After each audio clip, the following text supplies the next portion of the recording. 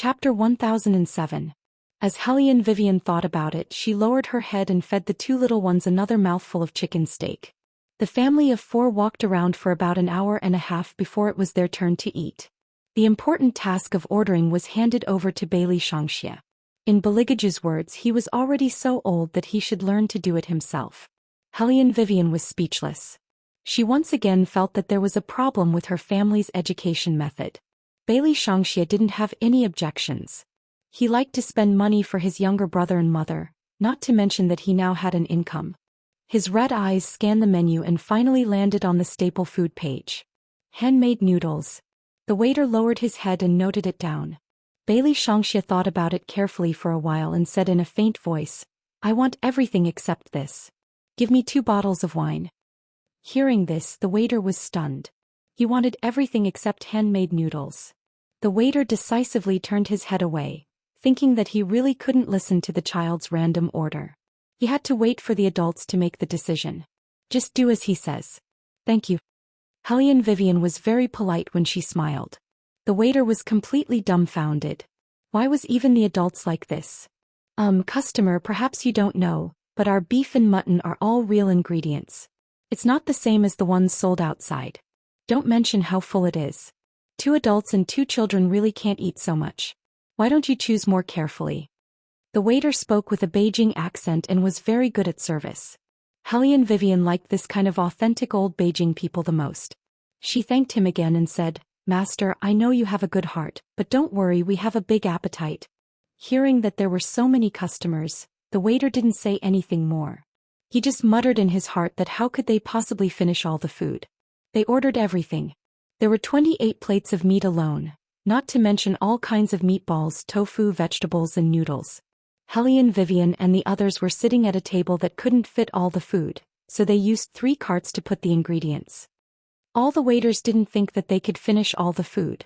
However, what they didn't expect was that, in just an hour, the 2 carts were empty. When the waiter went in to add soup to the copper pot, Hellion Vivian and the others were eating from the 3rd cart. They ate in a rather refined manner. But the ingredients could go down in the blink of an eye. What kind of people were they? Could it be that he had not eaten for a long time after robbing a tomb in the mountains? But even so, it was still too cruel. A total of 28 plates of meat gone just like that. Gone. What was even worse was that one of the beautiful women actually rubbed her stomach and said, "I don't think I'm full. Forget it, let's have supper when we get home." The waiter was speechless. Where did this person come from? When paying the bill, the cashier's hand trembled. The list was too long. When she looked up at the family of 4 in front of her, she thought that she had made a mistake. But it wasn't. It was them. The cashier was a little dizzy as she paid the bill for the other party. He felt like the whole world was a fantasy. Were all children nowadays so good at eating? In fact, it was fortunate that Hellion Vivian and the others were sitting in a private room. Otherwise, with so many plates of meat being served and empty plates being taken down, it would definitely attract a lot of people to watch. However, Hellion Vivian really felt that she was not full. After returning to the villa, she felt that her stomach was empty. This time she didn't cook at home because just as she was about to go to the kitchen, Beligaju grabbed her hand. "What do you want to eat?" "I'll make it." "Steak." Hellion Vivian knew that the only dish that a certain highness knew how to cook now was steak. When they were in Kikishili, he had made it for her once. Unfortunately, she was weak at that time and couldn't eat it at all, so it was wasted. If she could eat it this time, it would be a happy occasion. Beligaju replied indifferently, "Oh." Wearing a black set of home clothes, he stood tall in the kitchen. His slender fingers took out olive oil and red wine. When he put the steak into the oil pot, there was an enticing sizzling sound, and the whole room was filled with the fragrance of meat. The kitchen was open and Hellion Vivian could see such a beautiful scene from the high chair. Some men were really good to marry, such as a certain highness. Even frying steak looked like he was on the cover of a magazine. As if noticing Hellion Vivian's gaze, Beligaju casually put one hand in his trouser pocket while waiting for the steak, and hooked his other hand at her. Hellion Vivian leaned over and was kissed. As expected, his breath was different from hers. The man's lips were always soft and cold, and they were filled with the intoxicating scent of mint and sandalwood. Hellion Vivian always wanted to take the initiative most of the time, but she was always suppressed by the man domineeringly. "Kiss me later." I'm still frying the steak. She made it sound as if she was very introverted. He was the one who kissed her first. Hellion Vivian knew that she was not as good as the man, so she didn't dwell on this issue. Seeing a small piece of steak being served, she opened her mouth and took a bite. Beligaju always had unprecedented patience when feeding Hellion Vivian. The two of them held a plate of steak and nestled on the sofa. They ate one bite after another and the red wine beside them was full. Outside the floor-to-ceiling windows was the night view of the entire capital. It was bustling like countless stars. In the past, when Hellion Vivian took back her mother's business, she had seen such a night scene. But at that time she only felt desolate. But now it was different. It turned out that the saying was right. The scenery wasn't important. What was important was who was by your side to appreciate it. We're done eating again. Beligaju hugged Hellion Vivian. His handsome face turned a little and his eyes were looking at something else. Are you still hungry? Hellion Vivian felt for a moment and then yawned. I'm not hungry but I want to sleep. Sleep after eating. Bailey Jiaju looked at the person on the bed. She was always particularly quiet when she was sleeping. Her slender and fair wrist would always be resting on one side, and her long chestnut curly hair would fall to the side, giving people a kind of lingering beauty. It was not unreasonable that the Phoenix Dharma idol was the most beautiful Dharma idol in the Buddhist world. If her soul hadn't been taken away, Beligaju would think that she was pregnant again. But now, Beligaju intuitively felt that Hellion Vivian's reaction was related to her soul being taken away. Chapter 1008. What was strange was that nothing had changed about Hellion Vivian. Apart from being able to eat a little more, everything else was normal. Was he thinking too much? Bailey Jiaju caressed Hellion Wei Wei's cheeks with his fingers and reached out to pull her into his embrace. Hellion Vivian seemed to have sensed his breath, so she tilted her head and buried her face in his chest. Bailey Jiaju's gentleness was always hidden inadvertently. For example, right now when Hellion Wei Wei moved he seemed to be able to comfort her. He tilted his head and naturally kissed her black hair. Hellion Vivian moved again and hugged Beligaju's waist tightly. She was indeed very domineering in this aspect. She had to hold on tightly to what was hers. Beligaju chuckled softly. He always misunderstood a certain someone. Other than helplessness, he also doted on her. The two of them hugged each other and their shadows were reflected on the floor-to-ceiling windows. The room was filled with stars and it was beautiful and romantic. The fireworks in the sky reflected Beligaju's watery gaze, as if that moment was eternal. The next day the gentle morning light shone through the curtains. There were white roses planted outside the villa, and the room was filled with a faint fragrance. As soon as Hellion Wei Wei opened her eyes, she habitually wanted to find water to drink. Her bare feet casually stepped on the wooden floor, reached for a bottle of cold water and raised her head to drink.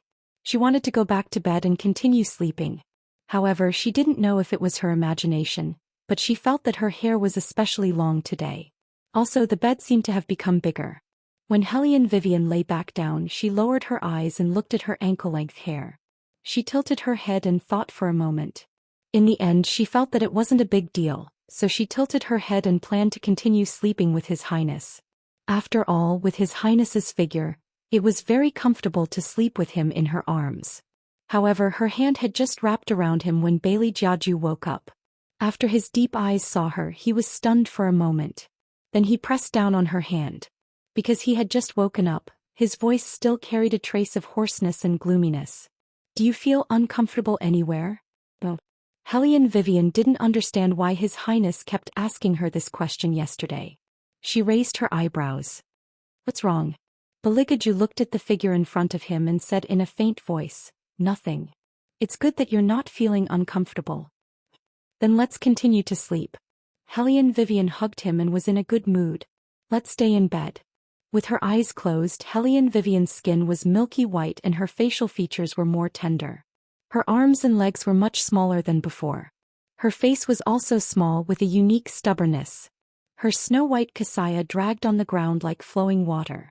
Her soft black hair hung down beside her body, like a lotus flower blooming silently on the surface of the water at night.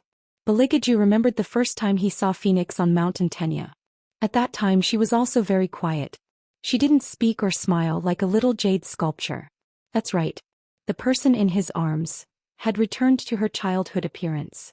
Obviously, this was the result of her soul being taken away. Phoenix had returned to her embryonic form when she transformed into a human on Mountain Tenya. As long as she was given some time to read more Buddhist scriptures and drink a few bottles of divine water, it would be helpful for her growth. Baligaju had studied the matter of raising little Phoenix when he was in Tiandao. At that time he wanted to snatch Hellion Vivian from Buddhism and raise her himself, not to mention now. After knowing these reasons, His Highness was much calmer. He didn't have the chance to raise her in the past.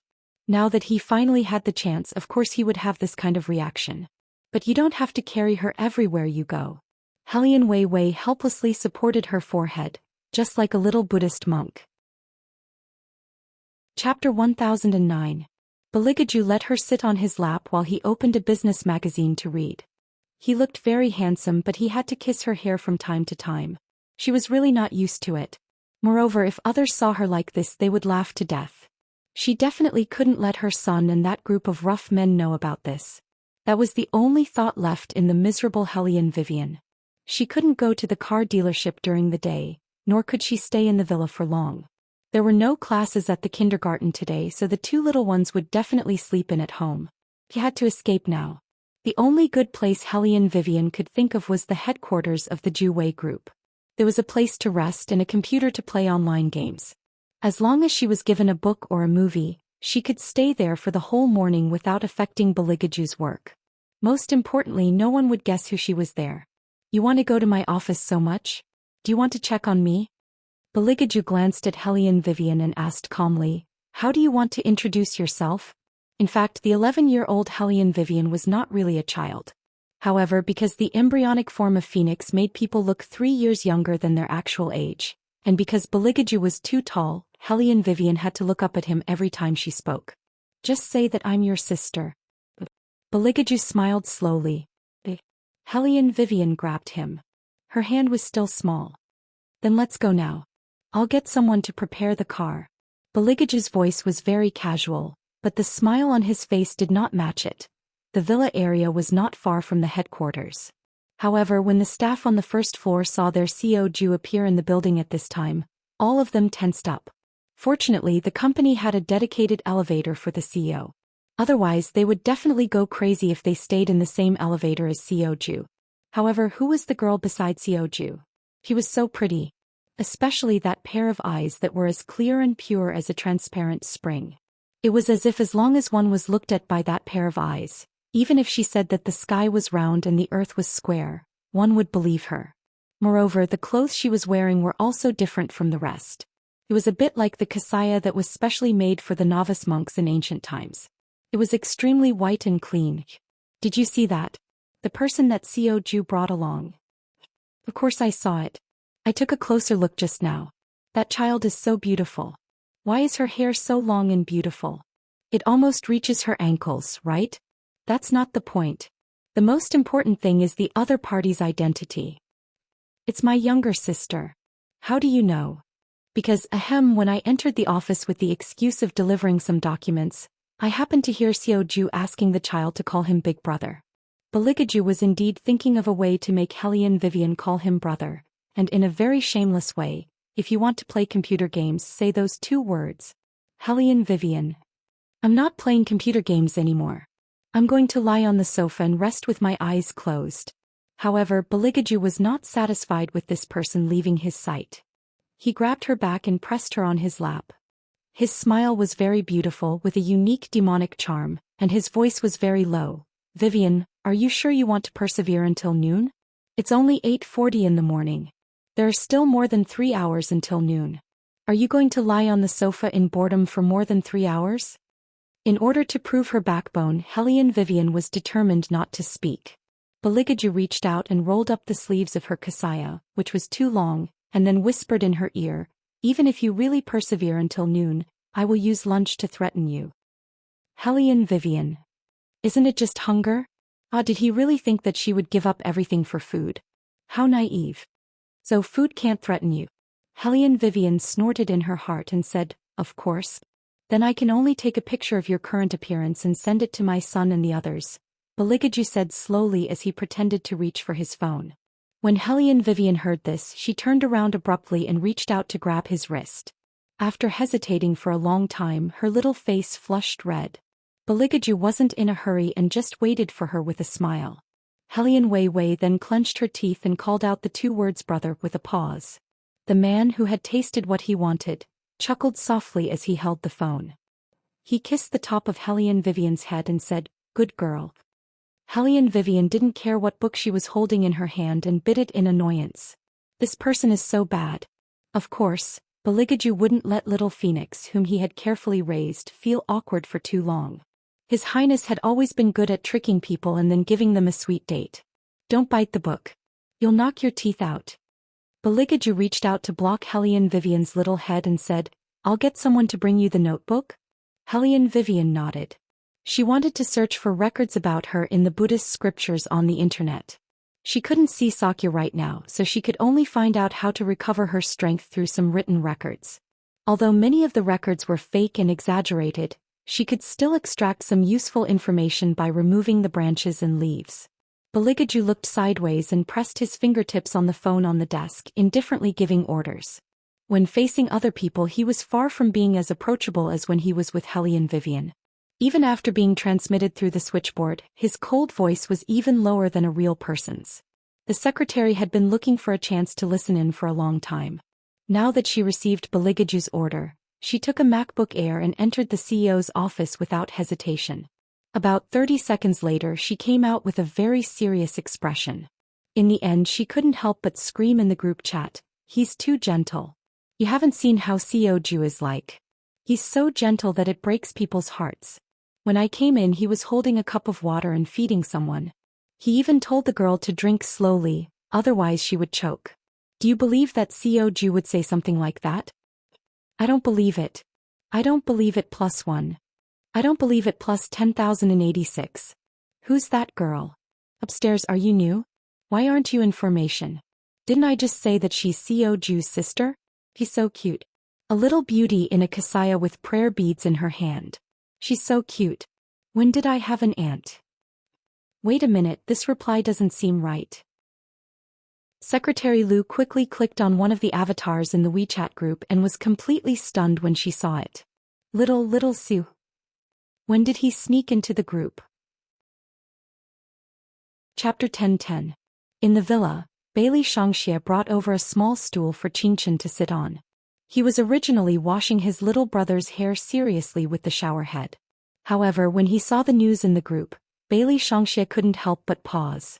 The corners of his mouth curled up into a mischievous smile. Little Qingchen could only feel the water on his head rushing to his ears. He looked at Bailey Shangxie with his big bright eyes and asked, "Big brother?" The water rushed into my ears. Bailey Shangxie immediately came back to his senses. He directly pulled a towel over and nervously wiped his face. Qingchen giggled. Okay, big brother, why were you in a daze just now?" "I was looking at the news in the group," Bailey Shangxie said as he glanced at his phone again. Qingchen clenched her little hands and looked over. "What group?" "The company's group. There's always a lot of gossip about bad dad in there." Bailey Shangxie leaned over to let her see clearly. Qingchen swiped her little finger on the screen. She raised her big eyes and asked, "You lurked in the group because of this?" "Of course, why else would I?" Bailey Shangxie said reasonably. "Dad, you have to be careful of him." Qingchen. "Big brother, can you not be so bad?" It was obvious that Bailey Shangxie's bad side had already formed. In order to slander a certain highness, he seriously pointed at the screen with his little finger and looked at Qingchen. "This aunt who suddenly appeared must be fake. I'll take you to the company later to expose her." "Okay." Qingchen had always followed her big brother wherever he went. Bailey Shangxie thought that this time he would definitely surprise his father. In fact, he didn't expect that Beligaju had installed a tracking device on his little phone a long time ago to prevent him from tricking his father again. Thus, as soon as the two little ones set off, their whereabouts were discovered. Beligaju looked at the little red dot that lit up on his phone and raised his eyebrows slightly. He then changed the position in which he hugged Hellion Vivian. He didn't seem to be in a hurry. Instead, the corners of his lips curled up into an evil smile. Beligaju was very comfortable, but Hellion Vivian was very helpless. Her original office scene was, she would lie on the sofa, eat potato chips, play games and watch anime or movies. Then a certain highness would sit at the desk and work seriously. She could even turn her head from time to time to admire his highness' handsomeness when he was working. There was food to eat, anime to watch and handsome men. That was the best thing in life. However, Hellion Vivian would never have guessed that there was none of that. Because his highness had calmly told her that if she moved around, it would affect his efficiency. If he didn't hold her, he wouldn't be in the mood to work. Thus, Hellion Vivian became his highness's personal pillow today. Beligaju had always let Hellion Vivian sit on his lap. Because she had become smaller, even if he hugged Hellion Vivian, she wouldn't hinder him from doing business. However, it was obvious that his highness wasn't very satisfied with this. Thus, he moved his thin lips and blew into Hellion Vivian's ear. Shangxia and the others are here. I don't know why they aren't coming up. What Hellion Vivian was most afraid of now was of course being seen by her sons. Her entire body stiffened and then she said very calmly, "Let's go. Let's go somewhere else." Of course, a certain someone wouldn't object. He even added, "If we go out now, it's very likely that we will meet them face to face in the hall. I tried just now, but Secretary Lu's phone couldn't be reached.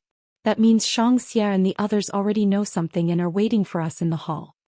Hellion Vivian also thought of this possibility and frowned. "So let's not go to the hall." Beligaju stood up from the office chair and tidied his sleeves. His suit looked good. "There's a tree outside the second floor. Let's go there." Hellion Vivian moved as soon as she said so. This time the two of them didn't take the CEO's special elevator. Instead they took a normal elevator and stopped on the second floor. The second floor belonged to the planning department. When they saw Beligaju, everyone in the department was stunned. The planning manager thought something was wrong and stood up stutteringly. Bailey Jiaju only gave him a "you continue to work" gesture and then strode to the front of the window. With a whoosh, he opened the window that had no protective net. His movement was not hindered at all, and was as handsome as moving clouds and flowing water. At first, the planning manager thought that CEO Ju was here to inspect their work. In the end, he felt that the air was not good, so he opened the window. After all, their CEO was very particular about cleanliness. Everything that could be seen must be white except for himself, which was black. Therefore, the planning manager deliberately moved his nose to sniff. After confirming that there was no strange smell, he wanted to ask something. Who knew that Beligaju's next move would be to use one of his long legs to step on the window in a very cool manner. Then, using this as a support, he jumped out of the window like he was in a movie. This time it wasn't just the planning manager. Even the employees who were still obsessed with Beligaju turned pale with fright. What was wrong with CEO Ju? Why did he jump off the building? Although this was only the second floor, he would break his leg if he jumped off. But in the next second they realized how stupid their thinking was. Because when they looked down, it was clear that it was a perfect landing. Even the curve of Beligaju's shirt was crisp and clear. There was not a single flaw, and it only made people feel that it was handsome. After Bailey Jiaju landed, he adjusted his collar and turned around. With a smile on his face, he looked at Hellion Weiwei, who was standing in front of the glass window. Hellion Vivian did not hesitate. With one hand on the window, she immediately jumped in Beligaju's direction. Hellion Vivian would not know what Beligaju was thinking at that moment. In fact, a long time ago, when Beligaju returned to Mountain Tenya again after becoming a god, Hellion Vivian was also like this. She was standing on the roof of the Hall of Great Strength. At that time she was only this small, wearing a pure white kasaya. She did not have such a stunning spiritual aura, and seemed to be hesitating whether to jump or not. Beligaju knew that day she was punished by the Venerable One to be confined to copy scriptures for some reason. However, Phoenix did not like to be confined since she was young, so she always thought of various ways to escape. At that time, Beligaju wanted to tell her to jump and he would catch her from below.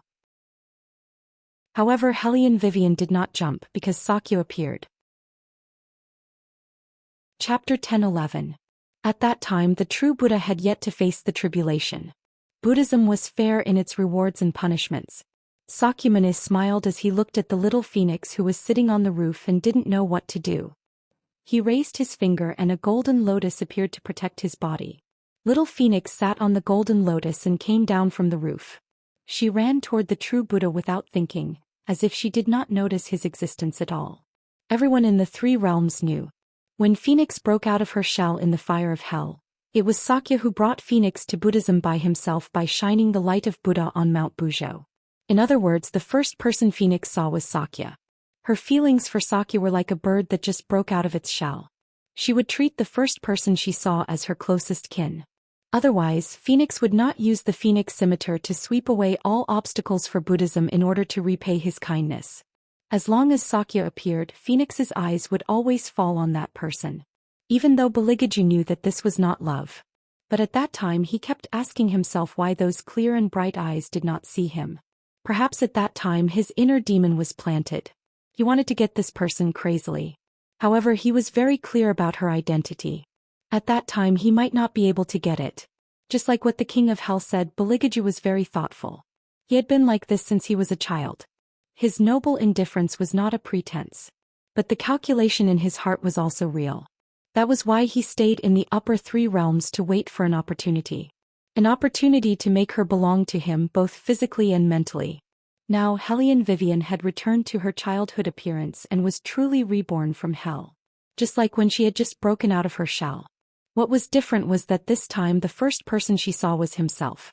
This was the fundamental reason why Baligaju liked to see Hellion Vivian become smaller. Now this person fell from a high place and only had eyes for him. That feeling was indescribable. Baligaju just raised a bright smile that had never been seen before and reached out to catch her. Even his eyes had turned into a beautiful golden color. Hellion Vivian always felt that he was carrying her like he was carrying a pet. But because their time was limited, Hellion Vivian didn't struggle and let him carry her forward with large strides. Sure enough, Bailey Shangxia noticed something the moment there was movement. Originally, he thought that after dealing with Secretary Liu, he would wait for his father to come down. After all, he didn't believe that his father was a person who valued his work. This time, it was inconceivable that he would come to the company so early. Must be related to the legendary little monk. However, Bailey Shangxia did not expect that his father, who had always disdained climbing walls, would escape in such an undignified manner this time. Through the window. It did not match the aesthetics of demons at all. Therefore, when Bailey Shangxia walked out with his younger brother, he didn't have time to see anything. Hellion Vivian, who had avoided a disaster, finally breathed a sigh of relief. She lowered her head and looked up some information about herself. Then she sat in the car and announced, "From today onwards I will recite scriptures every day. I have to grow back quickly." The two-faced His Highness didn't tell her that she would recover faster with the holy water. His fingers stroked little Phoenix's ankle-length hair and said, "Then find a quieter place." Hellion Vivian thought for a moment and said, "I am different from other Buddhas. I can also increase my Buddhist fate by redeeming the dead and redeeming evil spirits. During the day I will recite scriptures. At night you will follow me to the car dealership. The business there has been empty for a long time. It's time to accept orders." Baligaju raised his eyebrows and said, "Accept orders?" "Yes, the car dealership will become an online convenience store at night," Hellion Wei Wei said as she logged into her Taobao account. She smiled and squinted her eyes. "My shop is very popular." It was indeed so. However, the shop that Hellion Vivian mentioned was very well hidden. Only people who needed it would find it. Of course, there were also people who didn't know the reason. When they came to this shop, they would even laugh and say, "What the hell?" Because this Taobao shop was very strange. There were two sections on the website. One was called Day and the other was Night. In the day, the things that were bought were very normal, such as car parts and so on. But when one clicked on the page at night, many unusual things would appear. It turned out that this Taobao shop was also doing another business besides car parts. This kind of business was a service industry, so it was a little special. I don't know if you have heard of a saying that ghosts actually exist in the world, but the six paths are different. You and I are mortals, so we can't see them. If you had just moved to a new house and found that the light bulb of the circuit security was always on and off, and that the TV would be turned on for no reason at night. If you often have nightmares and feel like there is a stone on your body when you sleep, you can't even move your fingers when you want to open your eyes. If your family or friends suddenly have a high fever and talk nonsense, eat with their hands, drink without order and can't find the cause of the illness in the hospital, then you are welcome to come to our shop at any time. The shop will send the most professional people to completely solve the root problem. Most people who didn't know, even if they accidentally opened this Taobao shop, very few people would believe it. They would just think that this Taobao shop was using to attract customers. After all, there were so many people who opened shops online. Without some skills and special marketing, how could they keep customers? However, they didn't know that all of this was real. Hellion Vivian had also received many orders through the internet. At first, there were people who were too curious and wanted to play with Hellion Vivian first, but they were all stopped by Hellion Vivian with a sentence: "Flirt with the shop owner at night. Will you see ghosts at night?" Basically, this kind of setting was an automatic reply. If they really had something to ask Hellion Vivian for, they would directly explain the matter when replying. If there was nothing, most of them would retreat in fear when they saw this. Of course, Hellion Wei's charges were also different. She would judge how ferocious the ghost this time was based on the other party's description. She would charge more if the ghost was clingy, but if it was easy to deal with, she would charge less. Today she needed to find a malicious ghost. It would be best if it was a malicious ghost that had killed many people and absorbed many evil ghosts. Even the ghost servants couldn't do anything to it. This was because the deeper the resentment, the more difficult it was to be taken in by the netherworld. If it didn't enter the netherworld, it wouldn't be able to reincarnate. If such a malicious ghost was expiated, it would be a great merit. Her fate with Buddha would also increase. Chapter 10-12. The car dealership was especially quiet at night because the rough men had all returned to their apartments. Hellion Wei didn't have to worry about being seen by anyone. She moved a soft cushion and sat next to Bailey Jiaju. Her hands and legs were crossed as if she was meditating, her mouth silently muttering Buddhist scriptures. Baligaju, who had attended countless Buddhist feasts in Buddhism, naturally knew what she was doing. However, it turned out that little Phoenix did not like chanting Buddhist scriptures. After chanting for a while, she opened her eyes. When she turned her head and saw that Baligaju seemed to be asleep, she ran back to the bedroom and ran over with a big blanket. She carefully covered Baligaju with it. She did not expect that the man was not asleep. He pressed her into his arms forcefully and ran his fingers through her hair. The corners of his mouth curled up slightly. "Sneak up on me? Boss, I'm only 11 years old. How can I sneak up on you?"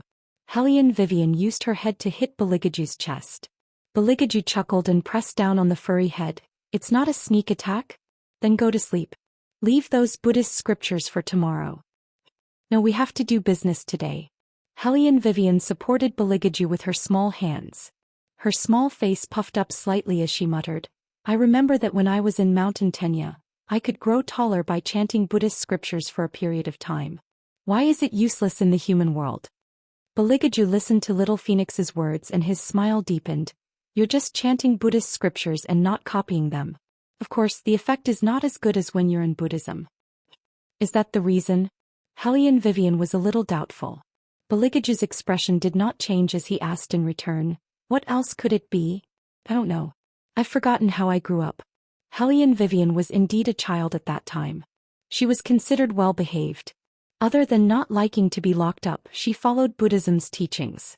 However, when she grew up, she would fight with others from time to time. She was not very clear about the process of her growth. In her impression, she was the same as other little acolytes. However, when she thought about it carefully, it was different. She did not need to shave her hair. In the beginning, little Phoenix thought that she was too individual and wanted to cut her hair. However, Sakya said that she did not need to cut her hair because a phoenix could not be without feathers. Hellion Vivian was confused and tried to recall the past. "I can't remember. Is that I've become stupid?" To the present. Baligaju gently rubbed her cheeks with his fingers. He seemed to like listening to her talk about how she had forgotten about her growth. He smiled beautifully with his extremely handsome face. "At that time, you had just broken out of your shell from hell. Of course, there are many things that you can't remember clearly." Hellion Vivian looked at him. She seemed to have more facial expressions after she became smaller. "But I clearly remember that you always ignored me when I threw buns at you. You even had a cold look on your face. What else? What else do you remember about me?" Bailey Jiaju's deep voice was full of coaxing. Hellion Vivian was not fooled. She quickly realized that it was too intimate for her to sit on his body in such a position. Although her body had not fully developed, Baligaju was different. He was hot all over. "I don't remember. Where's the pen and paper that you gave me before?" I want to copy the Buddhist scriptures. Now? Beligaju frowned. He didn't remember that she was so diligent. Hellion Vivian nodded. Now it has to grow back quickly. Are you so afraid that others will see you? Beligaju hugged her from behind and laughed in her long hair again. Hellion Vivian glanced back at him lightly. That's just one of the reasons. The most important reason is that I can't sleep with you in my current state. Beligaju was stunned. Then he couldn't stop the laughter from overflowing from his throat. Hellion Vivian was a little confused by his laughter. She said it very seriously. You're right. You can't sleep with me in your current state. Beligaju put her down. He still liked the feeling of being completely dependent on her, so he didn't want to take care of her for a few more days. The hesitation was only for a moment. Soon, Beligaju held Hellion Vivian in his arms again and looked at the screen of the computer from behind her.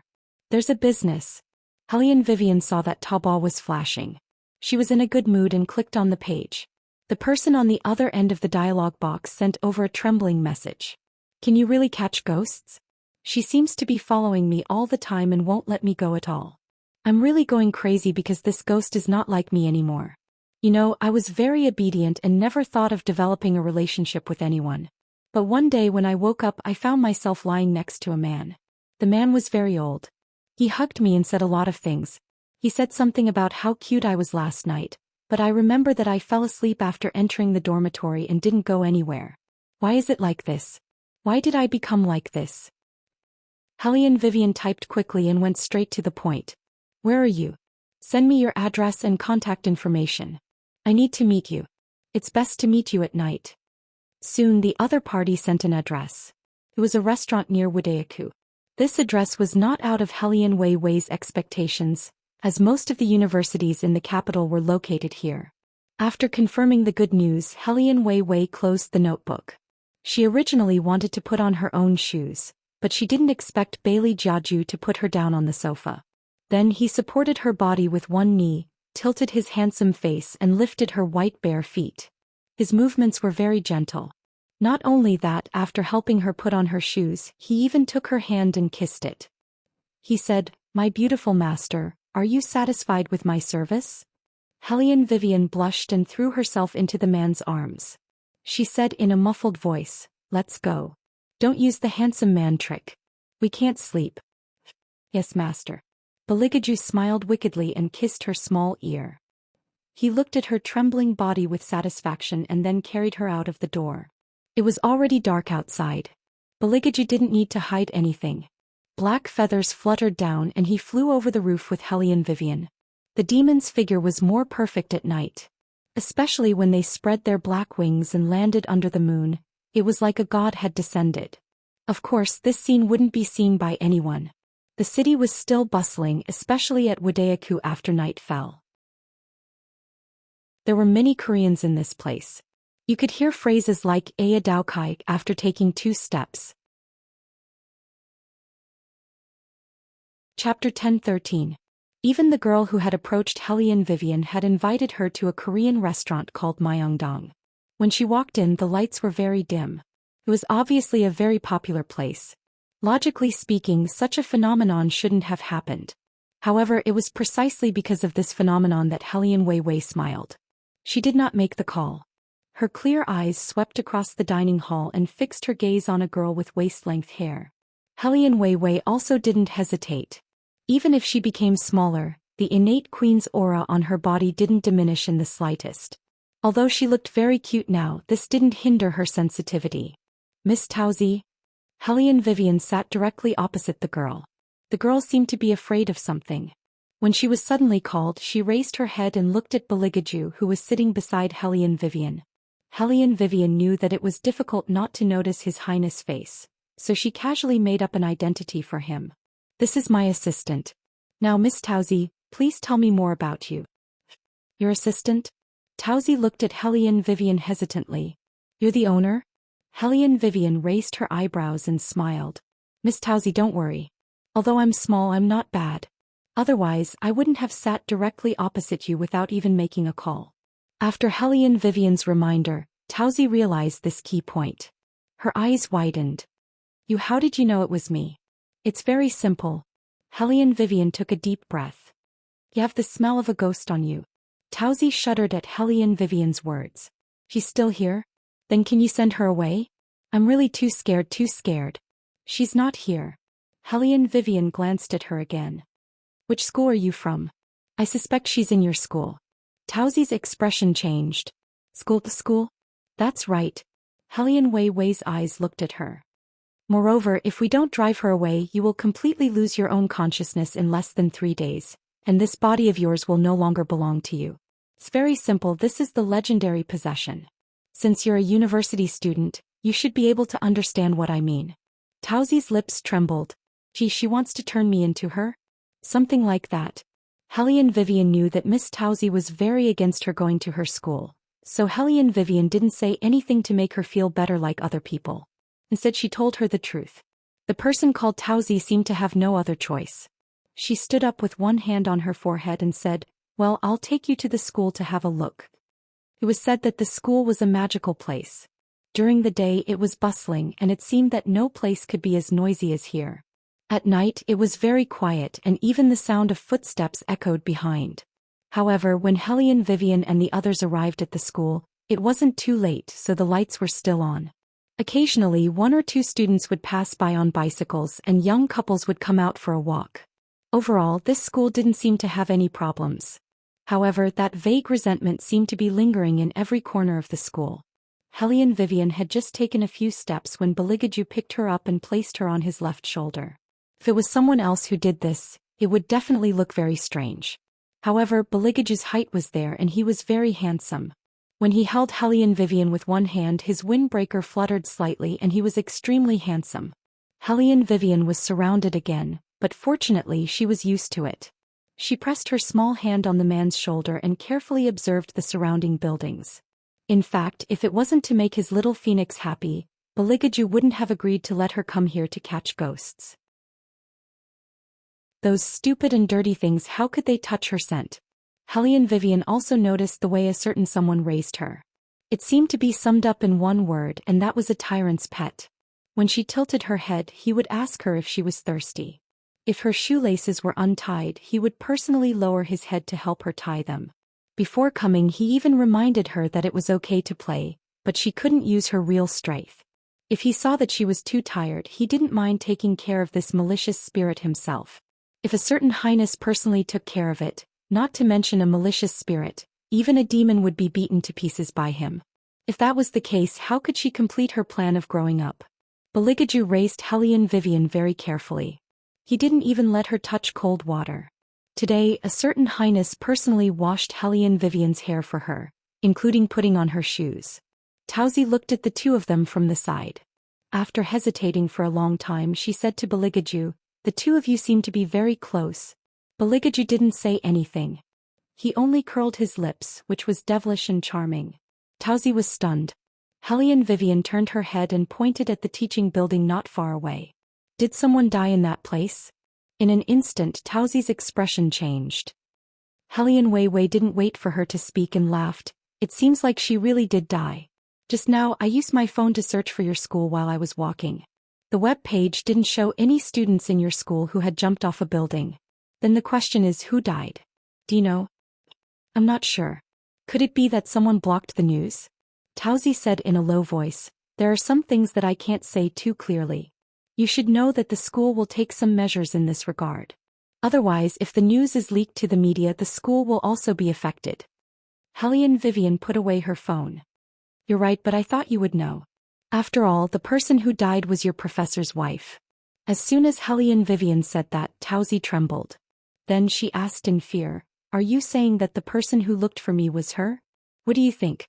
Hellion Vivian didn't answer but asked instead. Towsy's expression didn't show anything. She only looked at Hellion Vivian with tears in her eyes. "You have to save me. You have to help me deal with her." "Of course." Hellion Vivian answered very professionally. "Our Taobao shop has always been honest, but there is one thing that you seem to have mistaken. Catching ghosts is catching ghosts and helping people is helping people. I'm only responsible for catching ghosts when I accept your business." Towsy didn't quite understand Hellion Vivian's words. But as long as she caught that woman, she should be safe. Scope. Hellion Vivian glanced at the moon not far away. Go to the place with the strongest yin qi and wait for her to appear. Tauzi was scared. Do I have to go? If you don't go, she will directly possess you at 12 o'clock. Hellion Vivian's voice was very faint. Tauzi covered her face as if she was crying. Why do these ghosts still harm people after death? Chapter 10:14. Because there's resentment. Hellion Vivian turned around and glanced at her. As long as the resentment is strong enough, even if you don't devour evil spirits, you can still use the price of your reincarnation to exchange for a chance to take revenge in the underworld. Don't you know this? Tauzi shook her head and her expression became more and more unsightly. This was the first time she had heard of such a thing in the underworld. Hellion Vivian smiled faintly. It's understandable that you don't know. After all, there aren't many evil spirits that are so persistent. With that, Hellion Vivian turned her face and said directly to Beligaju, You lead the way? For a demon, it was a piece of cake to find the place with the strongest yin energy, not to mention that this demon was Beligaju. It turned out that there was an abandoned laboratory in the school. No supernatural incidents had occurred in this laboratory, but because it had not been used for a long time, few people went there. It was very dark everywhere. Even if there was a light, it would be on and off. When Hellion Vivian and the others walked in, there was no one around. Occasionally, a counselor would pass by, but he would only look at them suspiciously and did not stop them. The corridor of the laboratory was paved with tiles, which had an old-fashioned feel from the 1980s. Nowadays, in many places, only some elementary schools would use such tiles. Any higher education institution would have a clean and shiny floor. Unlike this laboratory building, the paint on the walls had almost fallen off. There were no aluminum doors, only the most primitive dark wooden doors. The iron locks hanging on them were even rusted. It seemed that there was a reason why no one was allowed to enter this place. Generally, this kind of building, even if there were no dirty things, would accumulate a lot of yin energy. In addition, no one knew if there would be any unexpected situations such as loose screws or power outages. Once a student entered, their safety could not be guaranteed. However, before Hellion Vivian came in, she also took a picture of it and sent it to Monkey. She asked Monkey to investigate. Although the yin energy in this laboratory building was very strong, it had always been considered peaceful. No unusual things had happened. Of course, there were also students who had fallen and injured themselves in the vicinity, but such trivial matters were not included in the calculation. Under normal circumstances, if a person walked alone in a place where yin qi was abundant, they would always be unlucky. Perhaps it was because it had not been used for a long time, but the entire laboratory building was filled with a moldy smell. Hellion Vivian purposely lowered her head to look at the corners of the corridor. Some places had already grown green moss. The more moss there was in a place, the more yin energy there was. Tauzi was so scared that she wanted to grab Beligaju's sleeve with her fingers. But every time, the man would coincidentally avoid her. Tauzi had no choice but to look around, fearing that something unknown would appear behind or on both sides of her. Don't look around. Hellion Vivian reminded her again. Look in front of you. Since you were able to search for my shop on the internet, you should have done some research in this area. When a person walks at night, there are 3 young flames on his body, one on his left, one on his right, and one on his back. Every time you look, one of the yang flames will be extinguished. When all 3 flames are extinguished, the evil spirit will appear. Of course, Tauzi understood this. She did not know what the corridor looked like in Hellion Vivian's eyes, but in her eyes, the light in front of her was blurred. She kept feeling that there was a shadow there, but when she looked carefully, there was nothing. She did not know who had hung a shirt outside.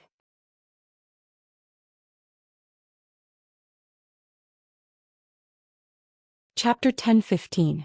Hellion Vivian said unhurriedly, Ghosts also have a schedule. They are sleeping at dawn. Where can I find them? But if we go up, it will be difficult for us to come down. Tauzi really hoped that Hellion Vivian would give up on the idea of going up. After all, it was land below. If anything happened, they could just run out. But if they went upstairs, where could they run to? Upon hearing this, Hellion Wei stopped. I charge based on the night. Every time you appear on stage, you will have to pay an additional fee. Of course, you can also choose to stop the process this time. However, you will face 2 outcomes. One is that the evil spirit will appear on your body again at 12 o'clock, which is 1.5 hours later. The second is that I will appear on stage again tomorrow and the fee will be doubled. I think you will care more about the first outcome. Towsy really did care about the first result. She couldn't go on like this. She couldn't bear it even for one day. When she woke up in the morning, she didn't know what she did last night nor where she went. She didn't even know who she saw. Don't stop the process. Let's go up. Towsy clenched her fists and finally made a decision. Hellion, Vivian and Beligaju still walked forward, but Towsy was scared, so she suggested in a hoarse voice, "Can I walk in between the two of you? Shop owner, don't you know how to exorcise ghosts? You shouldn't be afraid of these dirty things. Can you let your assistant walk behind me?" Beligaju raised his eyebrows, and an extremely cold light appeared in his deep eyes. Towsy didn't know that that gaze was even scarier than any evil spirit here. The demon's displeasure was always elegant and bone-chilling. Hellion Vivian glanced at Beligaju. "You go to the back. Customers come first." "Yes, my beautiful master." His Highness seemed to be addicted to this game. He gently bit Hellion Vivian's ear, put her on the ground and walked to the back of the line. With Beligaju at the back, Towsy felt much safer. With Hellion Vivian leading the way, she would be in the least danger if something went wrong. Because the entire laboratory building was too quiet, the sound of footsteps was particularly loud. The second floor was indeed darker than the first floor, but it was not as humid. Just as Towsy relaxed, she heard Hellion Vivian's voice again. "Miss Towsy, you really don't know this evil spirit?" Towsy's eyes flickered. "I've seen him, but I haven't spoken to him. After all, he's not our professor. He's just a family member." "A family member of the professor?" Hellion Vivian chuckled. "I don't like lies." Towsy was a little angry when she heard this. "Shop owner, you're here to catch ghosts, not to pry into other people's privacy. Any ghost has a reason to find a human." Hellion Vivian looked up at her. "Do you understand? She wouldn't appear here for no reason. She even gave up her chance of reincarnation just to possess you. Besides, you've known her from the beginning, haven't you? Otherwise, you wouldn't have used the word herp when we first talked." Towsy's fingers froze. "Yes, I know her. But I don't understand why she keeps pestering me. I didn't kill her. Why does she keep pestering you?" Hellion Wei Wei glanced at Towsy. The Buddhist prayer beads that were entwined around her body moved, emitting a faint light of Buddha. "Because you already have a ghost pact on you, which means that you have made a pact with her. When you made the pact, you probably didn't know that the other party was her. However, in the two realms of yin and yang, as long as one party makes a wish and the other agrees, it means that the pact has been fulfilled." Towsy was confused. "What contract? I've never done anything like that. I don't even have a pen spirit." Towsy suddenly paused. "I did make a wish, but I didn't do anything at that time. When I passed by the teaching building, I saw a senior who was 1 year older than me, so You wanted to get your senior's attention. To put it bluntly, you wanted to have him." Hellion Wei Wei's voice was very indifferent. "That boy should be very outstanding in your school and should already have a girlfriend. However, you were unwilling to accept it. You always felt that the other girl was not worthy of him at all, so you made a wish. After that, you did get that boy, but when night came, you started to not be yourself anymore. Even that boy is starting to suspect you now, isn't that right?" Towsy's eyes shook. How did you know?" "I can see it from your personality and eyes." Hellion Vivian chuckled. "As for the rest, it's related to what you've done before. For example, why are you so afraid of this female ghost?" Towsy grabbed her long hair. Her pale face looked gentle and pure. "She wants me to die and she wants to replace me. Since you can guess so many things, why don't you take her in immediately?" "I'll take her in," Hellion Vivian smiled again. "Since you don't want to say it, let her tell me in person." As soon as she finished speaking, Hellion Wei Wei's Kasaya moved and a figure gradually appeared behind Towsy. After seeing the figure, Towsy was so scared that she fell to the ground. Her fingers trembled as she kept moving backward. The figure was about 50 years old. If Hellion Vivian's mother was still alive, she would be about the same age. She looked at Towsy with a vicious gaze as if she was looking at garbage. Her body was emitting a black aura. Her face, which was no longer young, looked extremely gloomy. Her lips moved up and down like a black hole, and the sound she made was very eerie. That was nonsense, and people in the human world couldn't understand it. Hellion Vivian waved her Kasaya again, and the words in the figure's mouth changed. "I'm so blind to be so nice to you. It's not easy for a girl like you to go to school in another place. I made soup for you when you were sick and I even asked Old Tan to take care of you more. But how did you treat me, your master's wife? Not only did you climb into Old Tan's bed, but when you did that kind of thing, you even deliberately called me and asked me to listen to you. At this point the figure couldn't continue. Her eyes turned cold and there was a heaven-defying hatred. Fortunately, God has eyes and let me hear you making a wish. You want to steal someone else's man, so we'll fulfill your wish. Don't you like to sleep with people older than you? Then I'll let you sleep with me every day.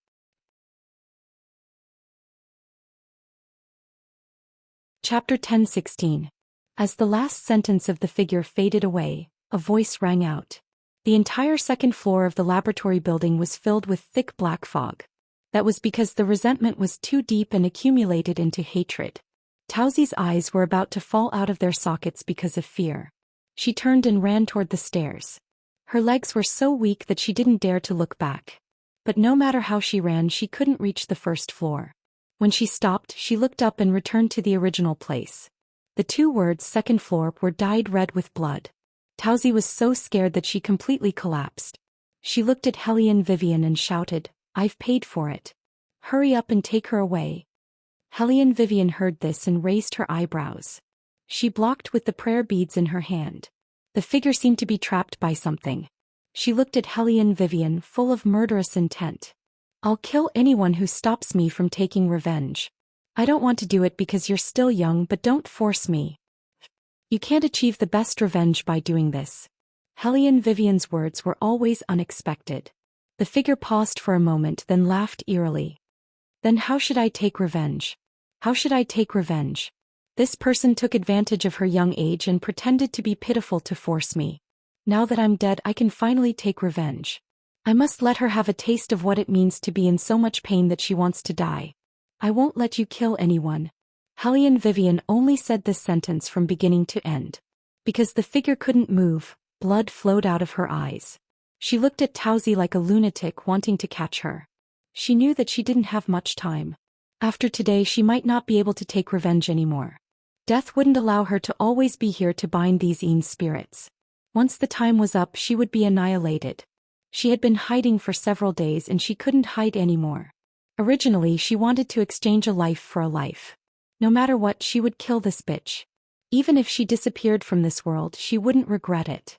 However, Human Shadow did not expect that this bitch would invite such a powerful exorcist. The silhouette knew that Hellion Vivian would not be able to defeat it. Instead, it turned around and flew towards Beligaju. This young man with mysophobia was obviously a young master with a good family background. Moreover, he looked a little thin. Most importantly, he couldn't sense any spiritual energy from him. For such an ordinary person, as long as she possessed his body, the exorcist would not be able to do anything to her. Unfortunately, the figure did not know that the man she had chosen was not ordinary. The reason why he looked so ordinary was because his exclusive soul was by his side. He could carry out the most perfect disguise, covering up all of the original devil chi. When the figure rushed towards Beligaju, Tauzi turned pale with fright. She was afraid that Beligaju would be possessed.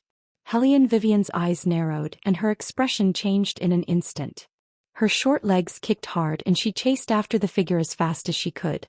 Unfortunately, after she became small, her speed was slower and her legs were shorter.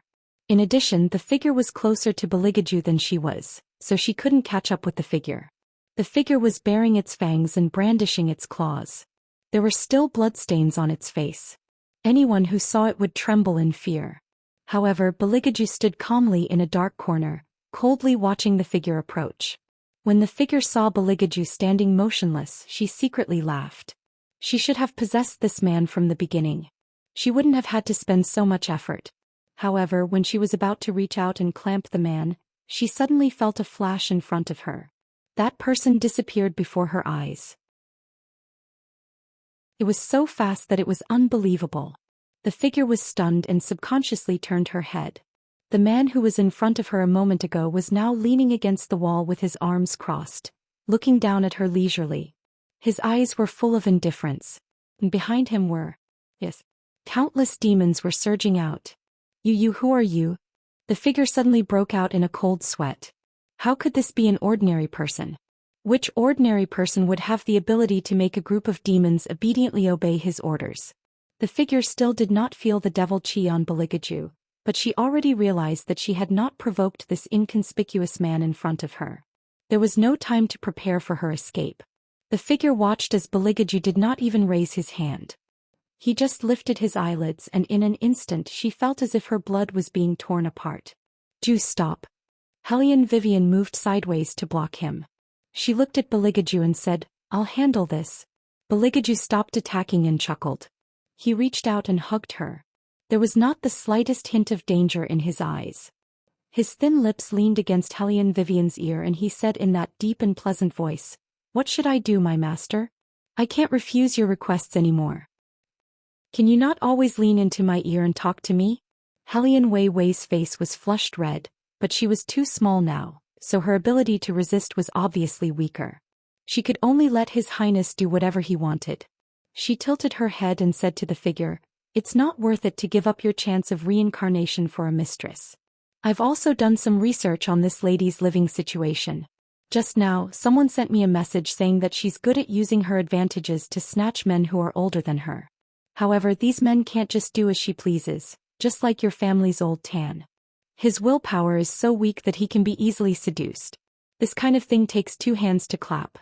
You're only looking for the mistress for revenge. How could you forget about your family's old Tan? I can't get close to him." The figure's eyes were red. "He found someone to burn my birth characters and asked for a jade Buddha to protect him. I can't do anything to him." Hellion Vivian looked at her. After a while she smiled and said, "This is the attitude of revenge. You won't let anyone go."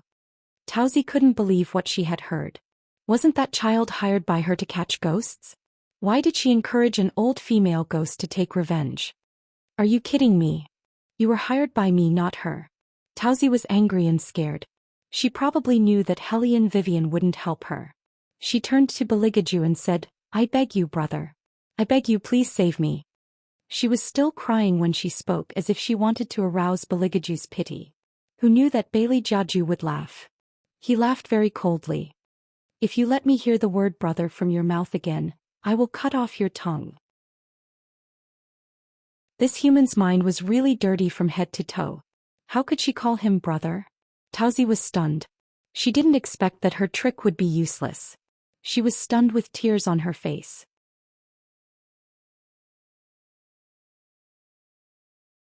Chapter 10:17. On the other hand, Hellion Wei Wei glanced at Tauzi. Her attitude was still the same as before, neither warm nor cold. "I've told you that everything in our shop is fair and honest. The only thing I've accepted your order is to help you catch ghosts. As for what happens to you in the future, it's not part of our service." "Then why aren't you doing it?" Tauzi clenched her hands and screamed. Hellion Vivian glanced at her with obvious mockery. "I'll do it soon and I'll let you see the whole process." After saying that, Hellion Vivian looked at the figure filled with hatred. "The situation now is obvious. You can't beat us. If you make a move, you'll only end up being reduced to ashes. Now I'll give you two options. One is to fight. Two, I'll help you take revenge. Listen to my orders now and be converted by me on the spot. Help me take revenge." The figure naturally knew that she was no match for the other party. That man alone could turn her into a pool of blood in an instant. He didn't even do anything just now. Just by relying on his aura, he was able to completely suppress her. Even the death gods in hell didn't give her such a feeling. However, she was unwilling to give up. "How can you help me take revenge? Humans are supposed to side with humans, not ghosts." Hellion Vivian nodded and said in an indifferent tone, "That's true under normal circumstances. However, your situation is a little special. I've never been particular about good and evil. Of course, it's understandable that you don't believe me. How about this? I'll first tell you how I can help you take revenge. See if you're satisfied with it. I have a record of Miss Tauzi sleeping with someone else. It was found by someone else. It was probably the first time Miss Tauzi had sex with your old Tan. It was accidentally recorded by the hotel's camera. The angle was very clear. In addition to the voice chat records you mentioned, with a little internet search technology, we can push Miss Tauzi and old Tan out together. We'll let the whole school know what kind of people they are. I can't guarantee what the school will do to them, but don't worry, as long as they did it, I won't give them a chance to make a comeback." Think about it carefully. If you kill someone, not only will you not be able to reincarnate, even if she dies, no one will know what she did. You, on the other hand, have always been treated by the school as someone with mental disorder who came to stir up trouble. In fact, you just didn't handle this kind of thing properly. If a man has a mistress, he will very straightforwardly tell her to get lost. There was nothing to make a fuss about. Just because you didn't make a fuss didn't mean that you didn't do anything. You just had to reveal the truth. No matter what the result was, you just had to be happy in your heart. Don't make a fuss and don't make a fuss. A woman who was someone else's mistress wasn't worth lowering yourself to see her. She wasn't worthy. And a man who keeps a mistress isn't worth you continuing to be a fool. If there's a next life, you deserve a better man. Auntie, do you understand what I'm saying? The figure was stunned. Gradually, tears fell from her crimson eyes. She was not weak, nor was she afraid to get a divorce. However, in this world she had once wanted to spend the rest of her life with that person. She couldn't bear to. The man who had once taken her hand from her father, led her in front of the priest and put a ring on her finger, had betrayed her. The man who had held her hand with a nervous expression even when she had pricked it with a thorn. When did it become a habit for him to go home? He couldn't even see her heart ache. She had been so good to this girl, but she had slept with her own husband. She couldn't figure it out. She was in so much pain that she couldn't sleep at night. When the girl said to her, "He doesn't have any passion when he's with you. Look at your own Alipay. I've never confirmed the receipt." Hellion Vivian's voice was very light, but the corners of her mouth curved into an evil smile. "But since you found my Taobao shop, I have to give you some user experience."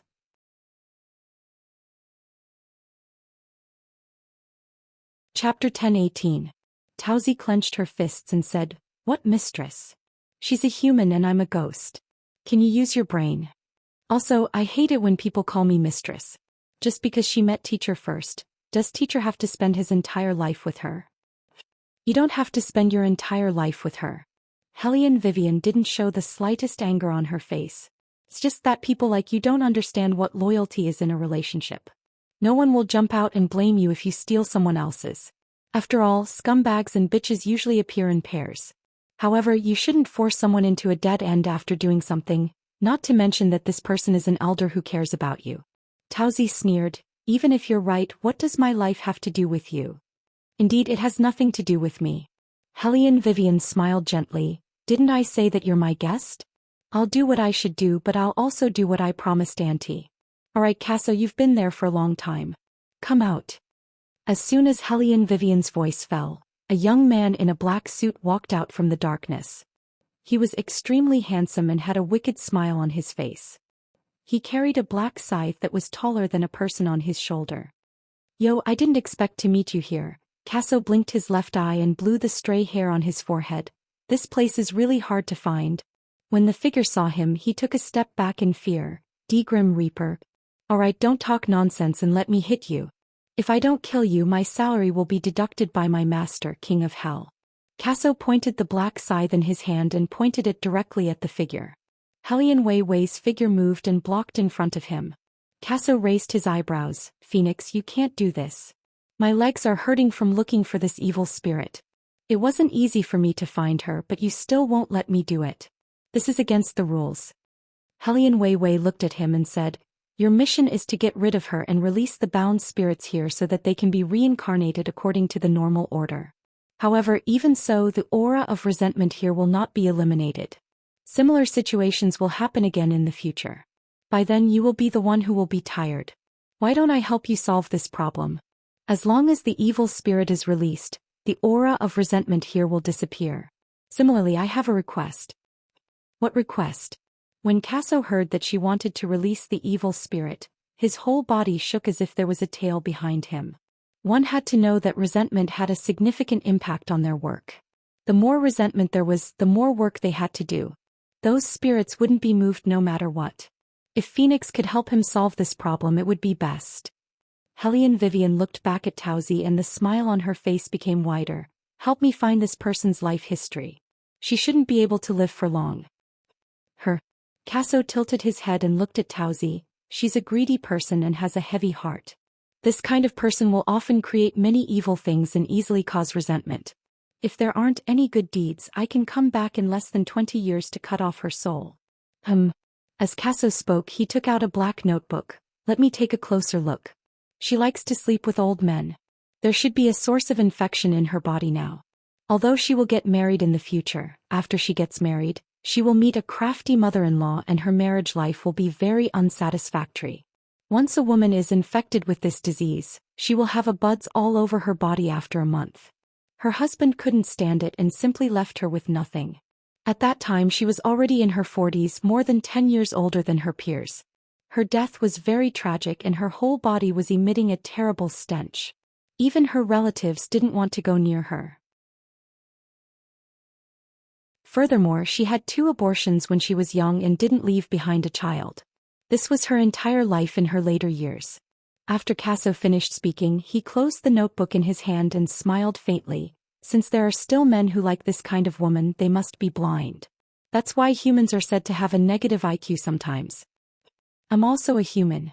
Hellion Vivian glanced at him. And Casso, you were also a human before you died, so don't make racial attacks. Casso shrugged and carried the scythe on his body. I'm not that retarded. I died early. If I died later and found a wife, if she was willing to spend the rest of her life with me and care about my body every day, I would never let her down, let alone be with a young girl. Don't you know? The most beautiful love is the moment I look up and see your head full of white hair. What I remember is the first time I saw you.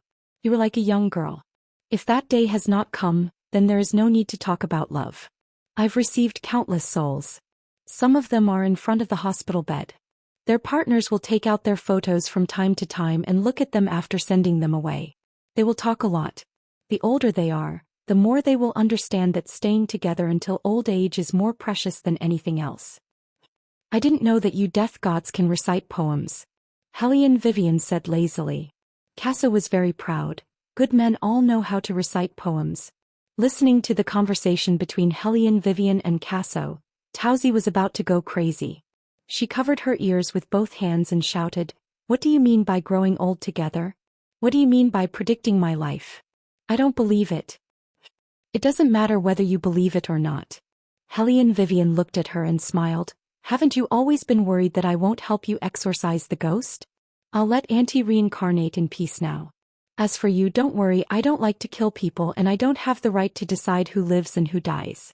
I won't easily change anyone's fate.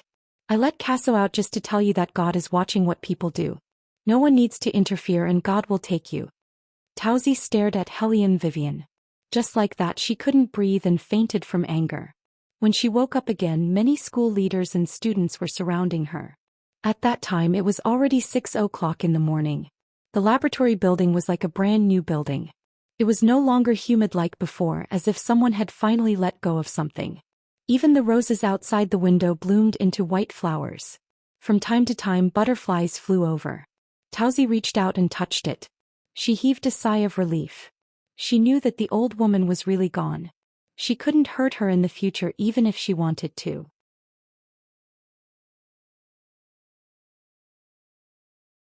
Chapter 10:19. As for the strange words that the man in black said, she didn't even believe it. Did he really think that she didn't know? Even with the existence of the Hades, the Grim Reaper couldn't casually reveal someone's life. They were just trying to scare her. Tausi laughed in her heart. As usual, she hid the ins and outs of the matter well. Her face revealed a confused and pitiful expression. What happened yesterday? Why am I here? The school leaders and students looked at each other and didn't say anything. Only a female student helped Tausi up and said in a low voice, "Tausi, you need to be mentally prepared." Mentally prepared? Mentally prepared for what? Tausi frowned in confusion. The female student hesitated for a moment. Looking at the gazes of the people looking at them, she said in a low voice, "Everyone knows about you and Professor Tan." Tausi froze when she heard this. Before she could speak, the school leaders had already spoken. "Student Li Tao, right? If you don't have any major problems, we need to talk to you. From today onwards, Professor Zhang will be fired by the school. As for you, due to consideration of the negative impact of the school and the students' quality, we will first expel you from school." The information you posted has already been published on the school's Tieba. Now the media is also involved in this matter. Many people are waiting for an explanation. Although the death of Professor Tan's lover isn't directly related to you, the indecent photos of you and Professor Tan have a very bad impact on the school's appearance. Therefore we need to immediately deal with it. You can go home now. We will investigate this matter thoroughly later. You can't do this. Tauzi shouted. Just because I had sex with a teacher you want to fire me? On what basis? This is not in accordance with the legal procedures. This was indeed not in accordance with the legal procedures. Therefore Tauzi wasn't taken away that day. She continued to stay at the school. Just because the school didn't deal with it, it didn't mean that no one knew about it. Everyone looked at her differently from before. Many boys liked this kind of girl the most. She was good-looking, usually easy to get along with, and knew how to act coquettishly. When she met a boy she liked, she never hid it. Everyone thought that she was a good person, but in reality she was more materialistic than anyone else. She had hooked up with Professor Tan. On one hand she was really infatuated with a man of that age. On the other hand he would buy her whatever she wanted. Furthermore he was her professor. It was a win-win situation. In addition she really didn't like that old woman. Didn't she just know old Tan earlier than her? Why was she able to live so comfortably with a car and a house? She was so young but she had nothing? Tauzi understood these men very well. When she interacted with them, the more she did not take money seriously, the more they would think that she was special and not a materialistic woman. For example, those women who really didn't care about money were already able to talk about bags, cars, and houses that represented materiality. Because in their eyes, there was nothing to be afraid of. However, in the eyes of men, her disguise was charming and different from the rest. Those who didn't disguise themselves would be seen as wastrels. Tauzi had used this ability to win over Old Tan. She believed that until now Old Tan still thought that she truly liked him as a person and only liked him as a person. Tauzi was right. After this incident, the man with the surname Tan didn't care about anything else.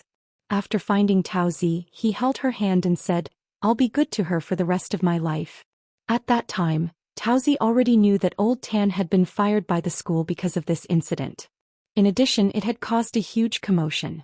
Even in the future, Old Tan's employment would not be too smooth. This was because once such a thing happened to a teacher, it meant that they had no fate with the education industry for the rest of their lives. Old Tan, who was not a professor, was not attractive to Tauzi at all. In addition to his sorry state when he came, he had completely become a 50-year-old man who had failed. How could Tauzi follow him? She pushed him away. "Are you kidding me? Who wants to spend the rest of their lives with you?" Old Tan seemed to have never expected her to say this. He still refused to give up. "Do you care about how others look at you? Don't worry, I'm already divorced. I can marry you immediately." "Marry me? What are you going to marry me with? The car and house that the school gave you have all been taken away. All you have left is that shabby house. With these shabby things you still want to marry me?" Tauzi was afraid that there would be trouble, so she spoke more bluntly. "To tell you the truth, I can't stand that kind of pain. In order to prevent people from gossiping in the future, it's better for you to appear less in front of me." Old Tan still couldn't believe that this was the considerate girl he knew. He kept asking Tauzi if she had any difficulties. Tauzi was annoyed by his questions. Seeing that there was no one around, she revealed her true colors. "Do you not understand fucking human language? Do you have to make me fall out with you? You can't even protect yourself now. What ability do you have to give me happiness, old thing?" Hearing the words "old thing," Old Tan felt as if he had been struck by lightning. His entire body stiffened and he was so angry that he started to tremble. At this moment, a chuckle sounded not far away. "Dude, this is what you men are like. At this point you're still looking for excuses for your mistress. You're really cheap to the bone." Baligaju also laughed. He landed on one knee and lifted Hellion Vivian's small hand with his black-gloved hand. Then he lowered his eyes and kissed her gently. "My master, you have to understand that not all men are as blind as him." Hey. Hellion Vivian was really not used to His Highness' current actions. Every time he would treat her like an exquisite doll. After kissing her, he would definitely lift her up and smile beautifully. He was really preparing to raise her like an animal. Hellion Vivian sighed helplessly. Her small appearance looked very cute. However, when her gaze landed on Old Tan, it was more indifferent. Auntie Lynn asked me to bring you a message. She has been childhood sweetheart for more than 10 years and has lived after marriage for 30 years. He has never let you down. She hated you before, but now she doesn't hate you anymore because she won't meet you again in her next life. Even if she does meet you, she will only be a stranger. In the future, whether you are rich or poor, it will no longer have anything to do with her. She will also not enter your Tan family's ancestral grave because you have completely disgusted her.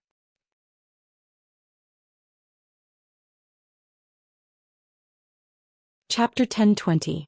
When Old Tan heard the last sentence, his body suddenly trembled. He looked at Hellion Vivian and said, "No matter who you are, my relationship with her has long ended. What's there to be disgusting about? If she had agreed to divorce me earlier, things wouldn't have come to this point. I wouldn't have lost my qualifications as a teacher in school. Is that woman unwilling to let me go even if she dies? Now that I don't have anything, she'll be happy. She's really heartless and doesn't know what's good for her." Hellion Vivian sneered and said, "Mr. Tan, aren't you thinking too highly of yourself? Miss Towsey has already said that you're just an old thing. Do you think that other than Auntie Lynn, who would really feel sorry for you? You said that Auntie Lynn is heartless. If it wasn't for the fact that she wanted you to take the postgraduate entrance exam without any worries, she wouldn't have quit the job she had found and rode a broom cart to the road to sell breakfast every day. How do you think you have everything you have now? If it weren't for Auntie Lynn, you would just be a poor boy who only knows how to study. Who is the heartless one? Ingrate. You've been childhood sweethearts for more than 10 years and have gone through thick and thin together for 30 weeks. You can't even compare to a mistress who wants to seduce you.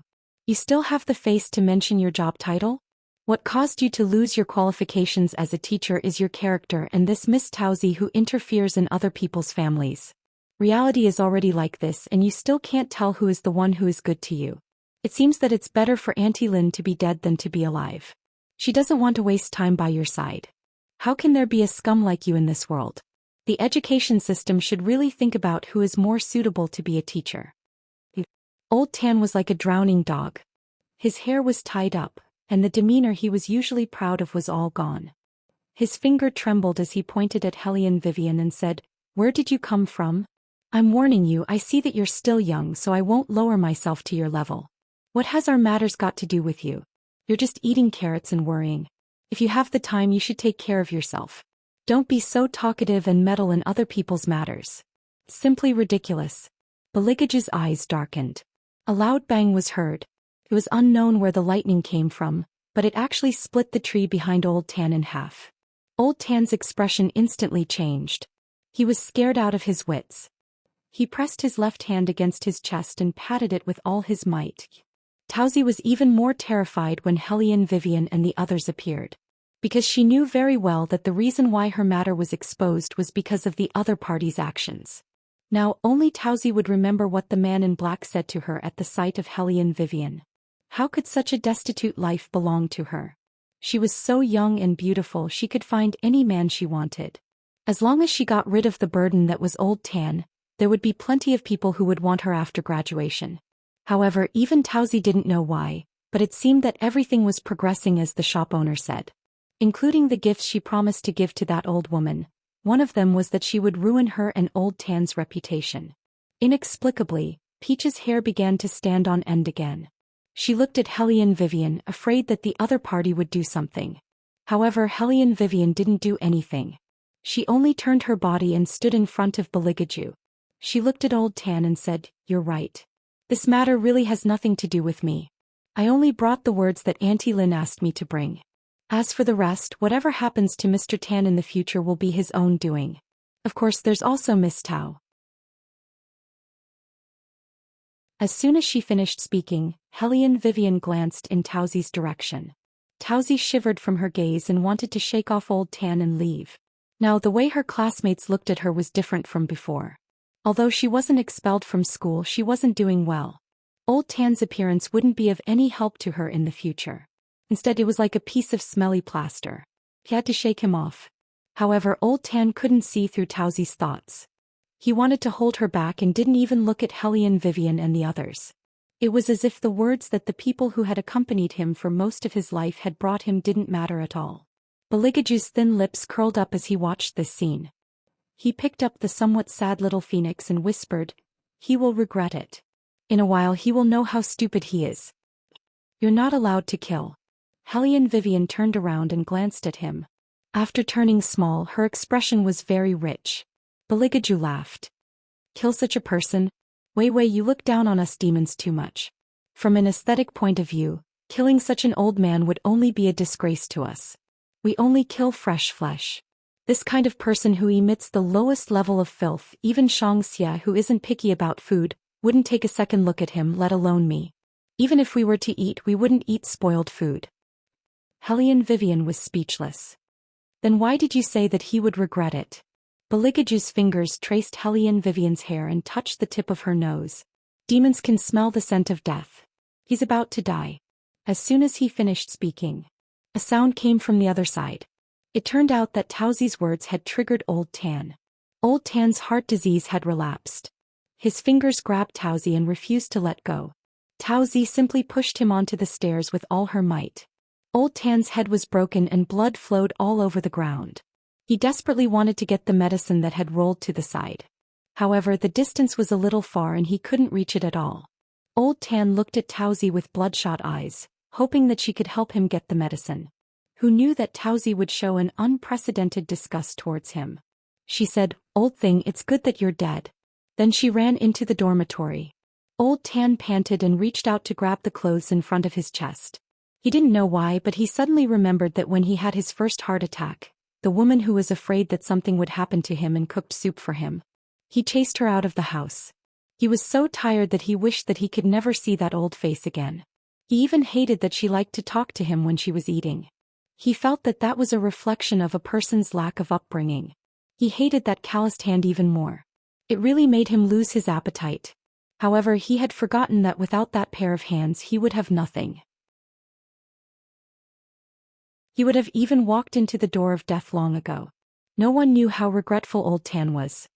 He looked at the sky and began to cry. He couldn't breathe at all. Fortunately, someone passed by and helped him call for an ambulance. However, Hellion Vivian saw the ghost servants that emerged from the darkness and followed Old Tan like a shadow.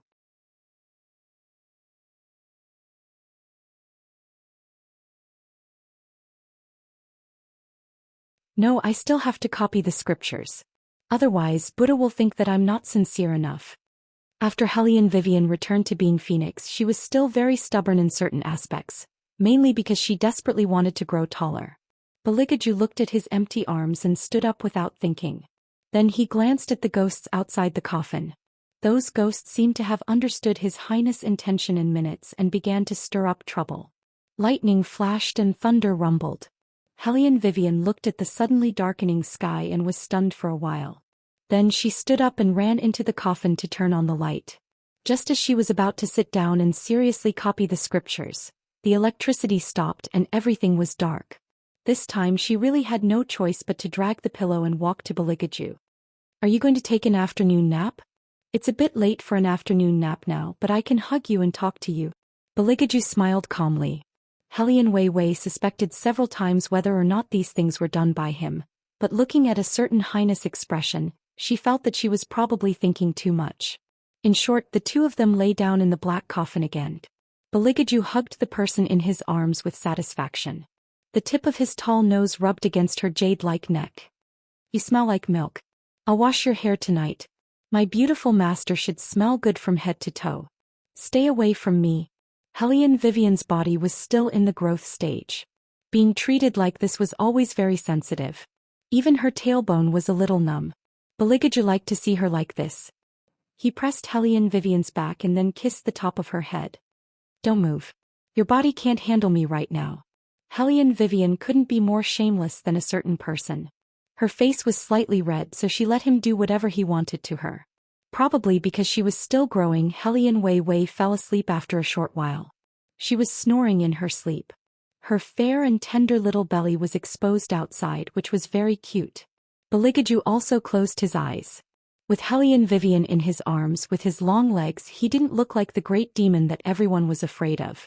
Instead, he was so clean and handsome that people only wanted to look at him more carefully. His eyelashes were very long and thick. His entire body was noble and cold. The ghosts wandering outside finally let out a sigh of relief. It had to be known that when His Highness narrowed his eyes, the water and electricity of the entire villa started to be cut off. If Wang Fei continued to copy scriptures and ignore him, the entire city would suffer. Fortunately, Wang Fei obediently slept with His Highness. Otherwise, the ghosts looked at each other and shook their heads with lingering fear. Hellion Vivian slept very well. When she woke up, she could see a certain His Highness face. She tilted her head and looked for a while. Then she pulled the blanket over and wanted to cover Beligaju, who knew that when she moved she found that something was different. That's right, it was different. Her hand.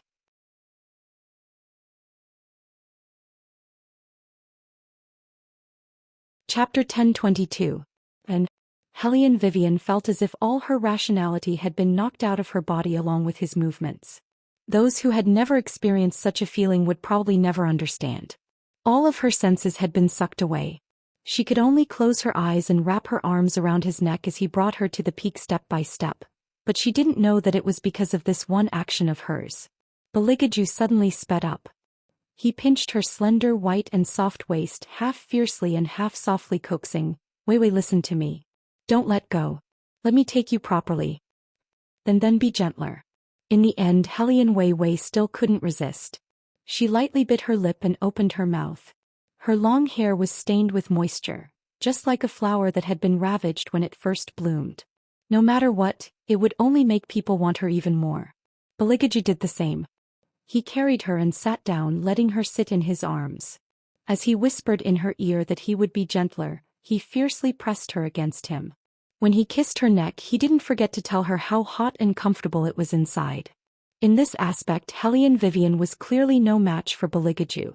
Her arms and legs were red from the rubbing, and a single touch would cause a string of numbness to rise. The lingering lingered for more than 2 hours. Hellion Vivian's body went limp as a certain someone carried her to the bathtub. The things in the villa were the most exquisite, and even the bathroom was very big. It was hard to imagine that one day, that high and mighty person would wear a black suit and kneel on the floor with one knee, just to wash the person in the bathtub clean. The way he rubbed her waist was so gentle that it was hard for her to refuse. Hellion Vivian was already out of strength, but she wasn't as useless as before. He just needed time to recover. Beligaju looked at her and couldn't help but lower his head, landing a kiss on her trembling eyelashes. Is the temperature of the water okay? Hellion Vivian opened her eyes and saw the way he served her. Beligaju looked like a demon deacon from a manga. Even the smile on his face was so gentle that it was charming. Sure enough, you're still too tired, aren't you? Beligaju pressed his fingers on her waist, looking rather self-reproachful. I'll be gentler next time. Hellion Vivian gritted her teeth. I'll be damned if I believe you. She had begged him just now, but it only aroused his perverted possessiveness. My master. Beligaju grabbed Hellion Vivian's right hand with his gloved left hand and kissed it gently. How can you not trust your loyal dog? Dog? Hellion Vivian blinked. Don't you know? Any demon is the most loyal dog in front of an exclusive soul. When Bailey Jiaju lowered his eyes, his eyelashes would be excessively long, making him look extremely handsome and harmless. So, my master, you can ask me to do anything for you, anything that you like. Hellion Vivian reached out and patted his face. As long as you're happy, it's fine. I like you very much when you're happy, understand? And I'm finally showing my domineering side. That's it, I can't lose in terms of momentum. But, can you go away for a while first? I need to put on my clothes. Beligaju heard this and smiled slowly. How can I let my master do this kind of thing? Leave it to me, I'll help you. No. Hellion Vivian still understood him very well and shook her head strongly. I'll put it on myself. Beligaju's fingers paused and his eyes were bitter. You mean as long as I'm happy? Hellion Vivian. Why do I feel like I've fallen into a wolf's pit again? Don't use the handsome man trick on me. Hellion Vivian refused to accept it. This time I have to put on my own clothes. And in the future, without my permission, you're not allowed to casually touch me again. If he touched her again, who knew what would happen? There was no other way, a certain someone was too familiar with his own body. She had no way of resisting him at all. After Beligaju heard Hellion Vivian's words, his eyes darkened. For a demon, The orders of an exclusive soul had to be completely carried out. But to make him not touch her again? I'm sorry. My lovely master. How could that kind of thing be done? Beligaju's eyes flickered and there was another burst of thunder outside. The ghostly shadows immediately sensed something and gathered together, trembling in fear. His Highness is angry, he's definitely angry. Then what do we do? It's already dark now, unlike during the day. We can still block him if he's angry. What can we do? Hurry up and think of a reason. Who else can it be? A bunch of idiots. It must be because of the princess. The ghost guessed right. Beligaju's mood change was indeed because of Hellion Vivian, but it wasn't because he was angry. In the depths of Beligaju's heart, he had thought countless times about the possibility of him trapping her in the Tao of Heaven and taking her for himself. It was nothing more than just like now when she warned him not to touch her again. But back then she might have looked at him with disgust and coldness. Although she was indulging him now, Beligaju still didn't like this kind of order. He wanted to touch this person at all times. Since she gave the order, he couldn't disobey. Then he could only use other methods to make her take the initiative to touch him. When Beligaju thought of this, his expression immediately changed, and the corners of his mouth turned into a smile that wasn't a smile. Can't you pretend to be pitiful anymore? Of course, do you think I'll always be fooled? Hellion Vivian raised her eyebrows and looked at him, looking very beautiful. Beligaju tapped his lips with his slender fingers. Then what if I really become your pet dog? What do you mean? Hellion Vivian paused. Why did she feel like she wasn't on the same channel as a certain highness? Beligaju didn't answer her but stood up and took 2 steps back, his straight legs looking perfect. A black fog was emitted from his body and there was a bang. The handsome man in the black suit shrunk to look 1 or 2 years younger than Hellion Vivian. It was as if he had returned to the young man from back then, but this time the young man had 2 silver-white ears on his head, and his whole body was soft and noble, making people want to hug him when they saw him. Hellion Vivian's eyes immediately lit up. When she was still a little monk, when she saw Beligaju, the young man was a little older than this, but at that time she already thought that if Beligaju had a pair of ears he would definitely be very very cute. Not to mention, the current Beligaju was at most 13 years old, and he had a pair of erect ears and a silver tail that swayed back and forth. She really wanted to hug him in her arms. What to do?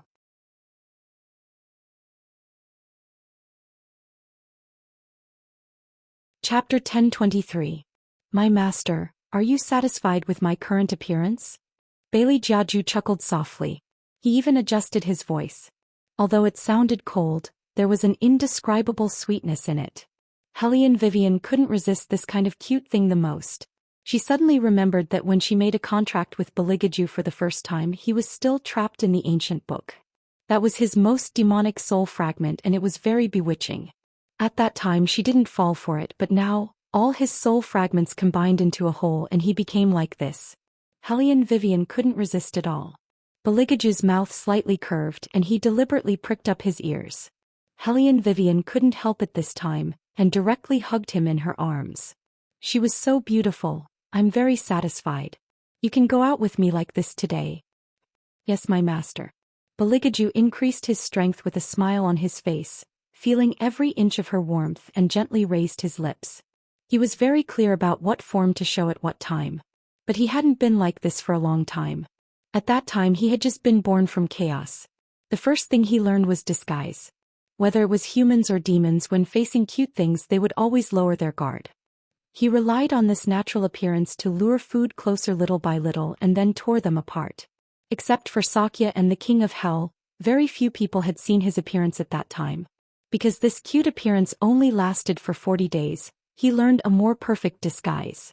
She was elegant and noble, an existence that both the gods and Buddhas feared. Demons naturally knew how to win people's hearts. Not to mention the black-bellied Beligaju.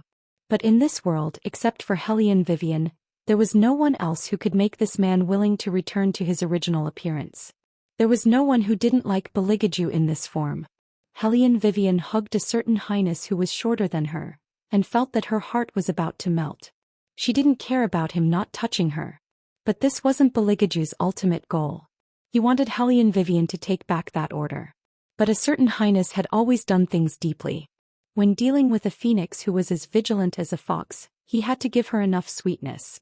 Beligaju allowed Hellion Vivian to touch his ears and he didn't get angry. The tip of his nose rubbed Hellion Vivian's face, a little like trying to please her, but in fact he just wanted to better take advantage of her. Hellion Vivian didn't notice Beligaju's thoughts, but she still pushed Beligaju away. Her eyes lit up as if she thought of something. Wait. Bailey Jiaju's dark eyes narrowed when he saw the duck that was about to fly away from his mouth. When he raised his head again, there was already a harmless smile on his face. I have to take a picture of you, Hellion Vivian mumbled as she started to look for her phone. Oh, Bailey Jiaju replied. He raised his eyebrows but didn't say anything. He just smiled. Hellion Vivian turned on the camera function and excitedly started to take a picture of a certain highness's ears. But just as she pressed the button there was a screech. The phone screen turned black, and the rest of the appliances also rang. Hellion Vivian was dumbfounded. I just bought this phone. It's just a brick. Bailey Jiaju strolled over, his eyes filled with light. What's more, don't you want to enjoy me all to yourself? His voice was very languid, and when the last syllable jumped, it was like a cat scratching gently. Hellion Vivian thought carefully. She took a picture of Beligaju. It might really cause unnecessary trouble in the future. But she still wanted to take a picture. As if he saw through Hellion Vivian's thoughts, Beligaju's deep eyes lit up. If you want to see it in the future, I'll show it to you.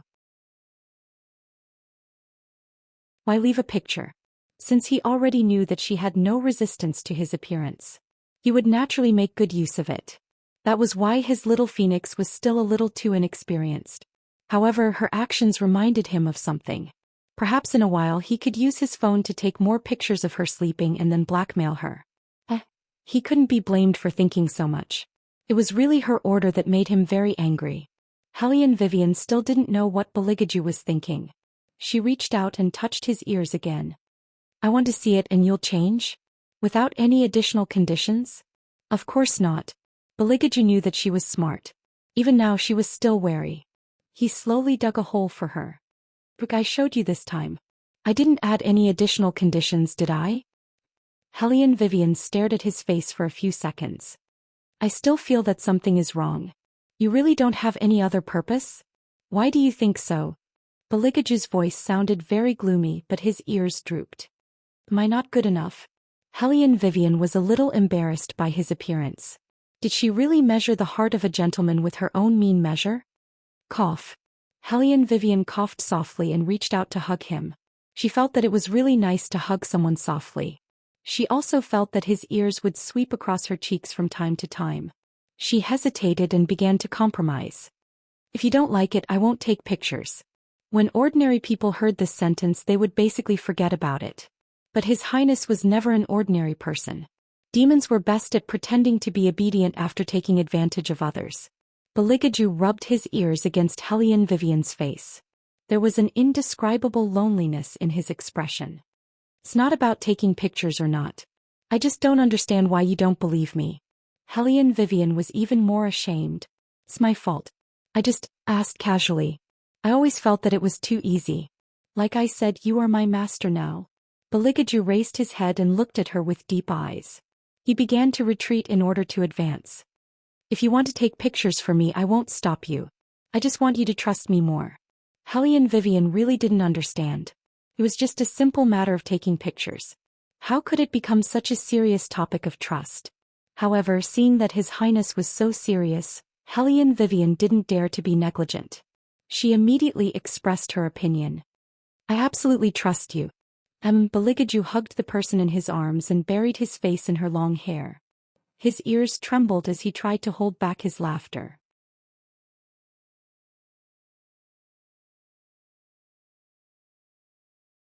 Chapter 1024. Hellion Vivian thought that her actions had hurt His Highness, so she immediately pointed to the heavens and swore, I'll throw this crappy phone aside in a moment and never take photos of you again. Then what if I take a photo for you? Beligaju took the opportunity to ask.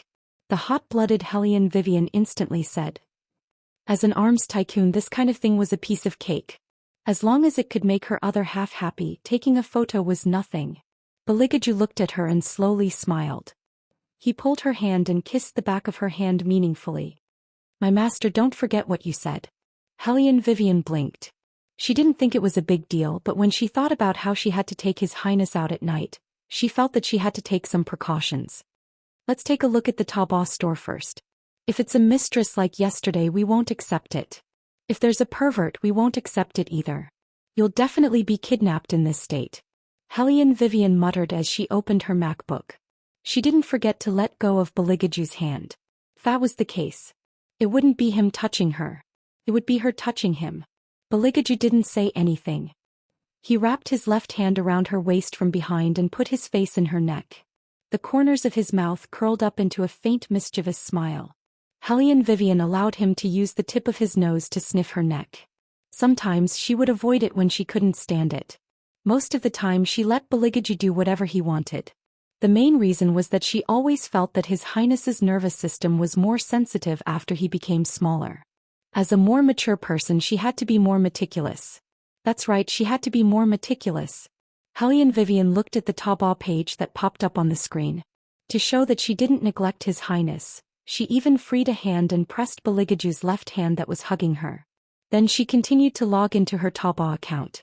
As soon as she logged in, a message popped up. The other party seemed to be very anxious. Hellion Vivian did not reply. The other party had already left 5 messages on the page. Every single one of them had some vague epiphany. Her first message went like this. Shopkeeper, are you there? I don't know why, but I can't get out of this place. Have I encountered a ghost? Then there was the second one. The strangest thing is that I wake up at night and I can't sleep anymore. Hellion Vivian paused for a moment when she saw this. Then she started moving the mouse and recording. She could tell that the other party was a very well-mannered person. There's no one here. Even he's on a business trip. I don't know if I'm disturbing your rest at this time. But I don't understand. Why am I here? I've clearly given up and promised to set him free. When he comes back and sees me here, he'll definitely be angry again. Hellion Wei looked at this paragraph and her eyes flashed with some unknown light. Then she started to type. Customer, where are you now? I need to know your specific address and contact details before I can help you solve your problem. The other party received a reply and immediately replied, I'm in Hipingli now. There's an apartment here. I can tell you the room's password. The door is electronically locked. You can enter the password. How about your contact details? Hellion Vivian seemed to be thinking about something. When she typed these words again, the light in her eyes never went out. The person on the other end seemed to hesitate for a moment, then smiled bitterly and said, I don't have a cell phone here, but I do have a landline. It's just that the landline called me before and I picked it up. After that, there was a long silence. I was scared because of this call, thinking that it was a prank call.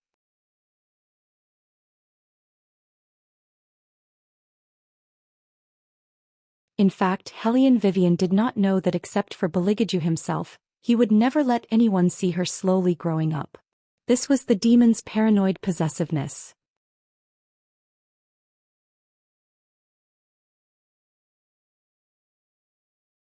Chapter 1025.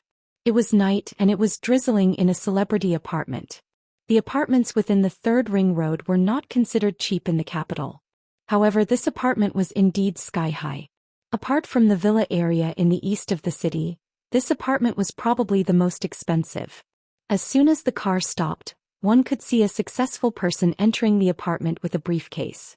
The apartments here were all electronic services. The security index was very high and there were cameras everywhere. Of course, any camera was just a pile of scrap metal to His Highness. As long as he narrowed his eyes, those cameras seemed to have a life of their own and they all moved away. Hellion Vivian was worried that someone would see His Highness like this, so she put on a hooded jacket for him. His 2 silver ears were still standing there and it was very cute. It didn't look like there were ghosts in the apartment. In fact, this apartment had a very good feng shui location. It was built on the Dragon Vein and it was oriented east-west. In addition, the summer palace was at the end. There must have been an expert when it was built, so the yin and yang here were very balanced and it was not easy to cause any resentment. It was a very good apartment. Hellion Vivian was still holding Baligaju's hand. When she walked in, she didn't notice anything unusual. The apartment was very quiet. The floor was made of marble. It was a very high-end apartment and everything was very clean. Someone was about to get into the elevator, but he turned around and looked at Hellion, Vivian and the others as if he was asking. His Highness still had his head lowered and didn't look up. Hellion Vivian just waved her hand with a smile. That person muttered, "When did these two strange people appear in the apartment?" It was understandable. In the eyes of others, Hellion Vivian's clothes were indeed strange. After all, not many people would go out in a kasaya. Baligaju lowered his eyes and smiled. His fingers were still holding Hellion Vivian. It seems that someone thinks we are dangerous people. Nowadays, there are too many people who judge people by their clothes. Hellion Vivian shrugged indifferently. When she looked at Baligaju, she frowned. You, on the other hand, are wearing a suit and a pair of black gloves. People who don't know better might think you're cosplaying. Why don't you change your clothes? Baligaju looked at Hellion Vivian and his thin lips fell on her fingertips, soft and cool. Only this kind of clothes is more like your loyal dog. What's more, don't you like the feeling of abstinence? Hellion Vivian glared at him. How did you know? How could I not know what master is thinking? Baligaju curled his lips and rubbed his ear against her neck again. I even know which part of your body will react when touched. Hellion Vivian was still not used to being hugged like this in the elevator. Even if His Highness was in a cute state now, it was too embarrassing to be hugged like this in the elevator. Hellion Vivian coughed heavily and pushed His Highness away. Alright, we're on the 10th floor. Let's get down to business. Baligaju didn't like being pushed away, especially when that order was still in effect. Why aren't you walking? Hellion Vivian turned around in confusion. Baligaju smiled gently. Nothing. According to their previous conversation, the two of them walked to room 101. Every apartment here was a double floor, and the door was also made of a very high-end material. The metal texture emitted a cold light under the light. Hellion Vivian didn't hesitate and started to enter the password on the electronic lock according to the person earlier. However, just as she pressed 2 numbers, the door was opened from the inside. Strangely, it wasn't a woman who opened the door. Instead, it was a very handsome man with a cold side profile. He had messy short hair and a pair of gold-rimmed glasses on his tall nose. He looked very familiar. Soon, Hellion Vivian remembered where she had seen him before. He was the national doctor who had been very popular recently. Not only did he have a family background, but he also had excellent hardware. He represented the first hospital to participate in a foreign academic conference. After the media released the photo, netizens immediately circled him. After all, it wouldn't be an exaggeration to say that such a man was a winner in life. There were also many women who wanted to marry him. However, those women more or less gave up after seeing the photo. Because there was a beauty standing beside the man. According to industry sources, the two of them were a golden couple. Not only did they specialize in the same field, but they were also fellow students from the same school. They were a perfect match. When Hellion Vivian saw the news, she hadn't seen Baligaju yet. She was playing Plants vs. Zombies with Chinchin when the photo popped up. She didn't expect to see the real person here. The man seemed to have just taken a shower. Even his short hair was wet. When he narrowed his eyes, he gave people a very unapproachable feeling. He looked at Hellion Vivian and the others with vigilance. Even his voice was cold. Who are you? Hellion Vivian laughed and blocked a certain highness. Then she said, we are Lanya's friends. She asked us to come here to get something. I wonder if it's convenient for you, Mr. Chin? The man suddenly trembled and the expression on his face changed. With a hint of mockery he said, what does she want? Why didn't she come here herself? Probably because she was afraid of disturbing you, Mr. Chin. The corners of Hellion Wei's mouth were still smiling, but at that moment she looked past the man's figure and her gaze fell on a shadow behind him. That was her guess this time. It wasn't a ghost. But this time it was a soul trapped in this house, Lanya, who came to find Vivian. Except for Hellion Vivian and Baligaju, no one else could see Lanya at all. At this time Lanya was looking at the man, her eyes full of unspeakable sadness. The man was still smiling with a hint of coldness. If she was afraid of disturbing me, she wouldn't have asked you to come here. Where is she now? Lanya shook her head at Hellion Vivian. Hellion Vivian immediately understood what Lanya meant. She lied, she has been in a bad mood recently. One of our male friends accompanied her abroad. Mr. Chin, you are a medical student, so you should know very well that the best way to forget the previous relationship is to find a new one to replace it. The man's fingers paused and then he laughed. It's enough to use the same trick once.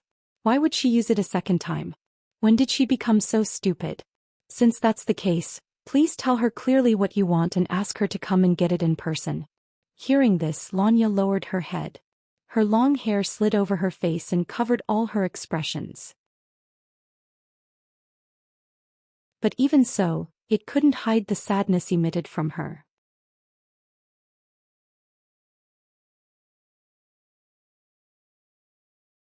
Chapter 1026. Hellion Vivian took a deep look at her, then turned around and chuckled at the man. Since Lanya asked us to come here, we can't go back empty-handed. Since Mr. Chin doesn't like her at all, why bother to meet her? Mr. Chin, you should be happier if she doesn't show up, right? The man tightened his grip on the towel and said in a deep voice, she's smart this time. He found someone who knows how to talk. I really thought that she had let go, but now it seems that she's just retreating in order to advance. Retreating in order to advance? Lanya chuckled. She didn't know if she was laughing at the other party or herself. She was probably laughing at herself. They had known each other for so many years and she had always wanted to treat him well. Why did she become a repulsive vampire in his eyes? It was as if all the decisions she made were to make things difficult for him, and every step was calculated. But in fact she had never thought of making him unhappy. Everyone said that the most important thing was not what was done. It was who did it. If it was that person who did this to him, he wouldn't have such a reaction. After all, that person was perfect from the beginning to the end in his heart, unlike her. In his heart, perhaps she was a rude and unreasonable young lady who only knew how to throw money at people. It was time to let go. She had used conditions to exchange for time by his side. It was already very disgusting, not to mention that there was someone else now. When they signed the contract, she promised that as long as there was someone who could move him, she would set him free once the contract expired. Now the two of them had begun to appear in front of the media together. As the most outstanding doctors, they were a perfect match. And she seemed to be a stumbling block between them. It was no wonder he hated her so much. Lanya reached out and pressed the strands of hair in front of her forehead. As if she had made up her mind, she said something to Hellion Vivian. The man couldn't hear this sentence at all. The people and things in the world of the living were separated from the people and things in the world of the dead. Without a medium to transmit, the people in the world of the living couldn't hear the voice of the soul at all. As a phoenix, Hellion Vivian was naturally different. She looked at Lanya and nodded gently. Then she retracted her gaze and said to the man, Mr. Chin, your reaction is all within her expectations. Lanya said that if you're still worried about her pestering you, you can take a look at the cabinet in your study. Both copies of the contract are in there and both are original copies. You can burn them or destroy them. As for the rest, she has already explained to the Lon family that you broke up peacefully, so you don't have to worry about the relationship between the two families being affected because of your breakup. Even her brother won't ask you to be responsible for her anymore. She's going overseas with her friends. Perhaps she was too foolish to see through the past, but this time she has thought it through clearly. She even asked me to apologize to you on her behalf when I see you. She said that even though she can't smile and wish you well now, she will be able to let go of everything when she comes back in 3 years. She said that she hopes you can forgive her. Even though she's older than you by a year, she didn't know how to give in to you at all. She was the one who forced you to do what you didn't want to do. However, since both families are longtime friends, it's best if you don't become enemies with her. Back then she was the one who started it. Although you don't believe me now, she really wants to set you free. She said that she hopes you and Xiao Ziqiu can grow old together. You're lying to me. When the man heard Hellion Vivian's words, he suddenly laughed and said, she can't be the one who said those words. Hellion Vivian met the man's gaze and did not avoid it at all. If you don't believe me, Mr. Chin, you can go and take a look at the cabinet in your study to see if the contract is there. The relationship between the two of you should be because of this contract. Oh right, she said that you were worried that there were some messy photos in her phone, especially photos of the two of you together. Because she liked to take photos with you so much at that time, she didn't like to delete those photos even until the end. She also put the phone in the cabinet. Now that she doesn't have anything that can threaten you, you can go and have a relationship with her at ease. As for the thing that she asked me to take from the beginning, if you really don't want to give it to you, you can burn it. She won't come here again. That's great. The man's voice was very calm. He did not remember how he closed the door. He thought that he would see that infuriating face. He did not expect that everything would be out of his expectations. Is this another new trick? The man sneered and raised his head to take a sip of water, as if that was the only way to suppress the sense of loss that rose from the bottom of his heart. However, an inexplicable uneasiness urged him to quickly walk into the study. He did not care about his injured hand that had just undergone an emergency surgery and took out the things in the wooden cabinet. Everything that Hellion Vivian had mentioned was there. The man's pupils suddenly widened and his fingers slowly clenched so tightly that it even hurt a little, but he did not let go. Then he began to make a call. Just like a few days ago, the other party's phone was still turned off. The man seemed to be unable to hold it in anymore. With a bang, the phone in his hand was smashed into pieces. Only half of the screen of the phone was lit up and it still showed that he was making a call and the person he was calling was Lanya. At this time, as a spirit, Lanya already knew her situation. She stood at the door of Unit 101 and looked at Hellion Vivian and the others with a bitter smile. No wonder when I picked up the phone the other party just said hello and hung up. It's not that there's a problem with other people but that they can't hear my voice at all. The person with the problem is me. I'm already dead, right? Hellion Vivian did not answer Lanya's question. Instead she chuckled and asked, "You appeared in this apartment from the moment you opened your eyes, and you never left after that?" "Yes." Lanya nodded. Hellion Wei looked around and asked, "Have you ever thought of leaving?" "I thought about it but I can only walk out of the door at most. I can't go anywhere outside." In order to clarify, Lanya took a tentative step forward, but it was useless. It was as if she was trapped here by something. Hellion Vivian reached out and touched it and a light flashed in her eyes. "It's obsession." "Obsession?" Lanya did not understand. Hellion Vivian looked straight at her. "Yes, obsession. If it's convenient, Miss Lon, can you tell me what's going on between you and Mr. Chin?" "We were still lovers 3 days ago." When Lanya said this sentence, the curve of her mouth was a little bitter. "It's just that other people are willing to be in love, but I negotiated with him."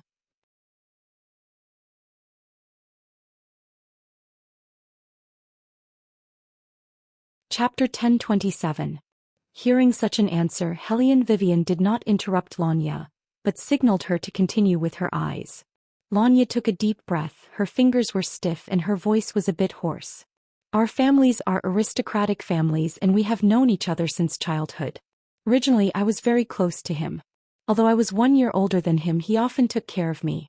We grew up in the same courtyard and we liked to form cliques when we were young.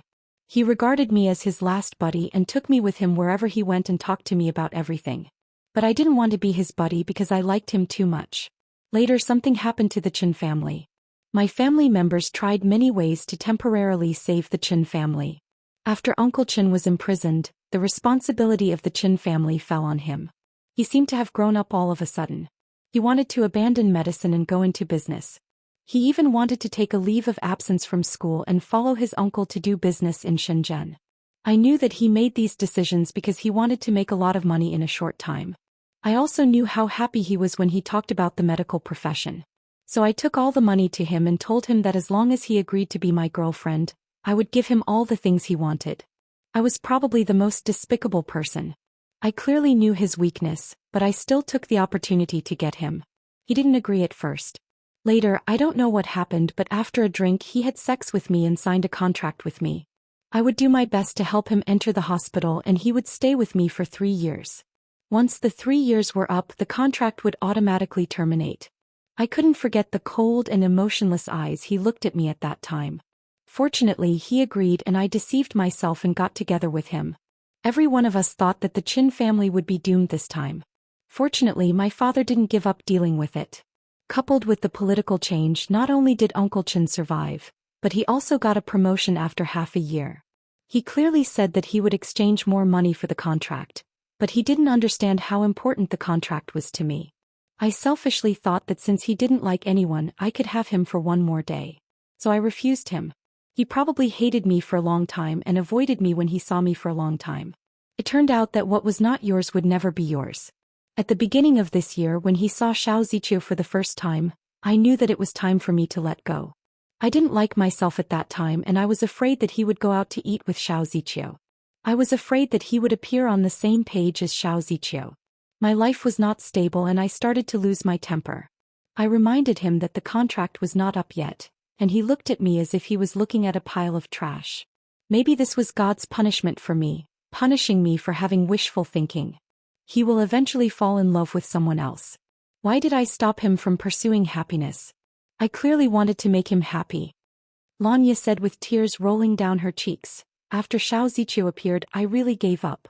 I told myself that I should let go, but I don't know why I am still here. You still like him, Hellion Vivian said affirmatively. She raised her eyes and looked at Lanya. Lanya nodded. Her throat was a little sore. So, I still tied him up? If that's the case, you can beat my soul into oblivion. I don't want to continue like this. In his mind, I might be a detestable person, but I can't change that. Ever since I can remember, this person has been by my side. I was afraid that he would leave me one day, so I used such a vicious method. Now he has someone he likes. I saw the photos of them together. He looked at her very gently.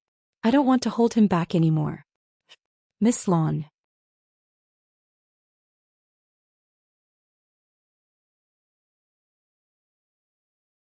Lanya nodded, but her face was still pale.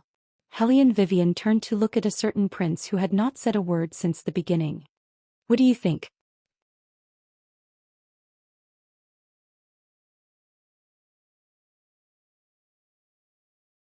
Chapter 1028.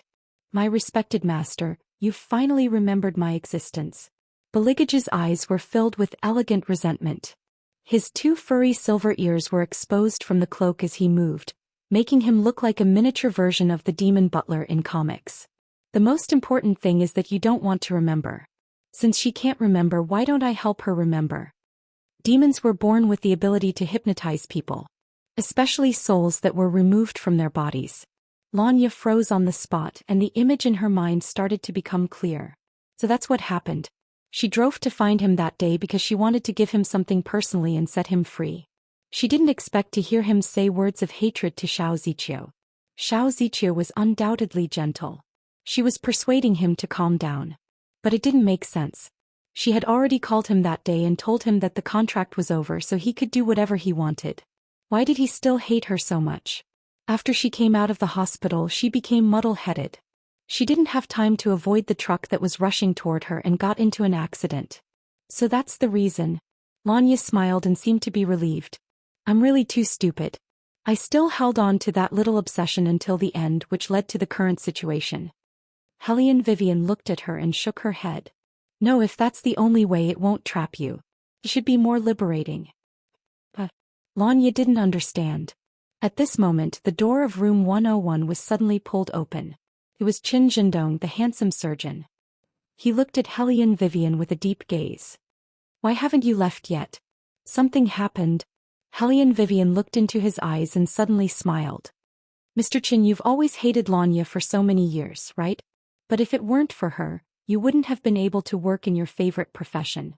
Can't this eliminate your hatred for her? Lanya reached out and grabbed Hellion Vivian. Her fingertips were cold. But it was useless in the end. The voice that poured into her ears was cold, without a trace of warmth. Oh. If that's the case, why didn't you reject her back then? Hellion Vivian said calmly. Although I haven't known her for a long time, I can more or less tell that although Lanya appears to be very domineering on the surface, in fact, she won't make things difficult for anyone. Even this time, she was the one who first proposed to terminate the contract. She knows that you've met someone you like and stopped pestering you. Mr. Qin, you should be happier. After all, the two of you have been friends for a long time. If you feel that it's awkward to date someone, I'll tell Lanya to avoid meeting you as much as possible. However, I have to say something, Mr. Qin, there's a time limit to a person's love. Mr. Qin, you don't have to think that Lanya will like you forever and try to ruin your relationship with someone. In fact, before the contract had even expired, she had already requested to terminate it. Doesn't that prove that she won't do anything to you anymore? Although she used the wrong way to like you back then, to be honest, she didn't hold you back. Instead, after the two of you got together, she was the one who was treated unfairly. Because of that, she felt inferior when facing you. In the past 3 years, you didn't seem to treat her very well. Since that's the case, Mr. Qin, shouldn't you let go of the hatred in your heart and give each other a happy ending? Otherwise, how can Lanya start afresh? Start afresh? Qin Zhendong lowered his eyes, his broken hair blocking his expression. Do you mean that she likes someone else? Hellion Vivian glanced at him and slowly said, it's not that she likes him, but at least she has a good impression of him. Mr. Qin, you should be glad that she really let go this time.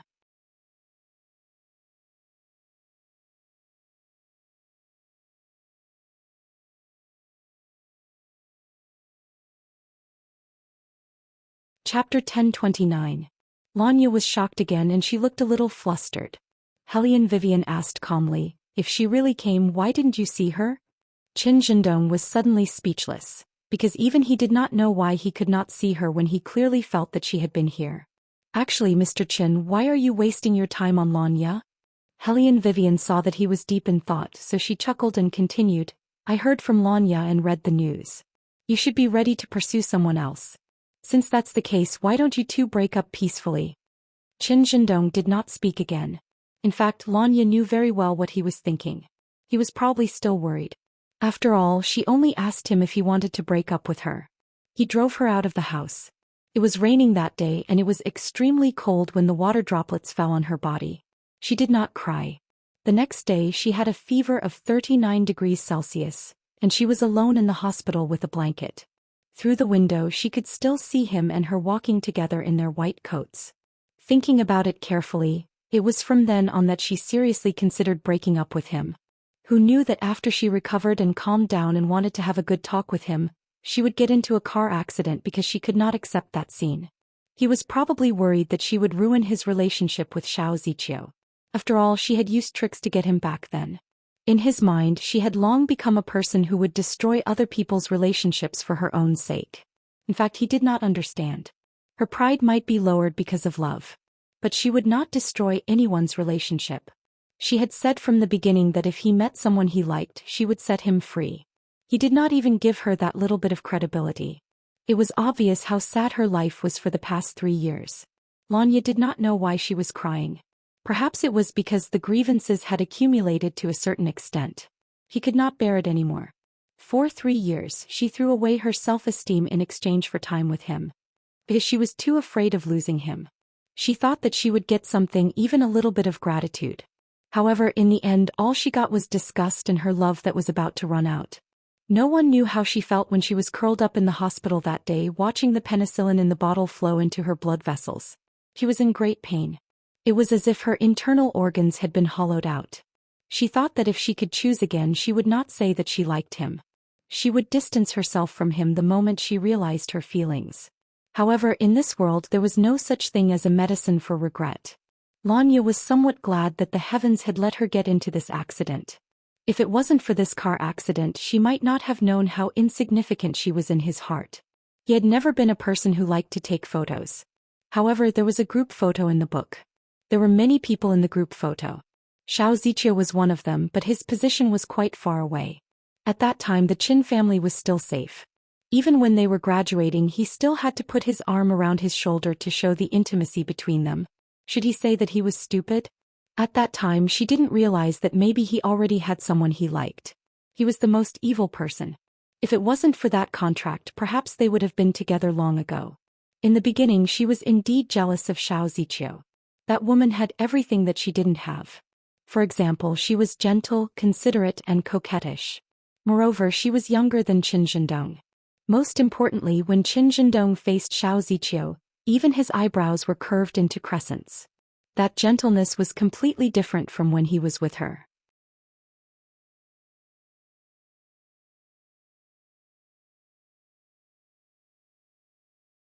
They could have been together for a long time and treated each other as family.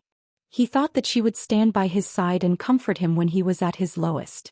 The ridiculous thing was that she did give him what he wanted most, but in that way.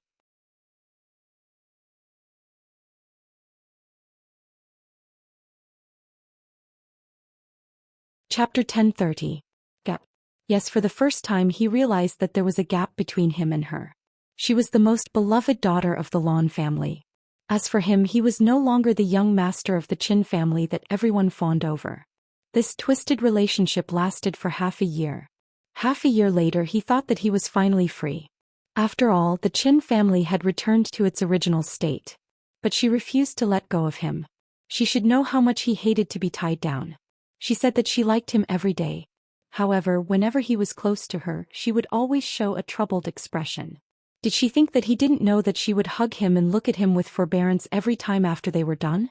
If she really liked him, how could she forbear? She was just protecting him according to her childhood habits. He knew that she didn't even like to spend the night with him. Most of the time she didn't talk to him about her feelings anymore. It was also that year that she started working and made new friends. They were together but they didn't know about each other.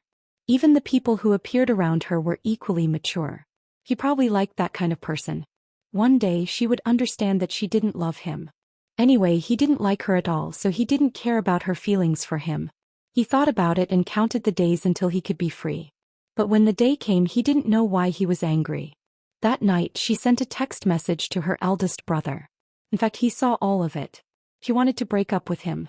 She said that they weren't suitable for each other. They had been together for 3 years, and now she said that they weren't suitable. He looked at her and got more and more annoyed, so he simply drove her out. The next day she sent him a message saying that she wanted to talk to him. It was clear what she wanted to talk about. After all, the 3-year contract was about to expire. She had used many tricks in the past and every time she wanted to keep him. But he knew that if she really wanted to break up with him, she wouldn't use tricks. After he received the message, he was a little annoyed. He probably didn't like her coming to the hospital. Xiao Ziqiu saw it. She was worried that something would happen to him during the surgery in the afternoon, so she stayed by his side. She made him wait for her for a whole afternoon, but she didn't show up. Was she backing out again? While he found it funny, he also felt relieved for some reason. This time it should be the same as before. There shouldn't be any problems. She did not appear for the next few days. He was used to it and was probably thinking about how to keep him here. But what was this? Asking someone else to break up with him? Lowering his head, Qin Zhendong forced the words out of his mouth. Where is she? Hellion Vivian stopped in her tracks and asked, Mr. Qin, do you really want to know? Yes. Qin Zhendong sneered. Does the man she likes really exist? Why do I feel like you're lying to me? Hellion Vivian looked at him meaningfully and said, everyone will only choose to believe what they want to believe.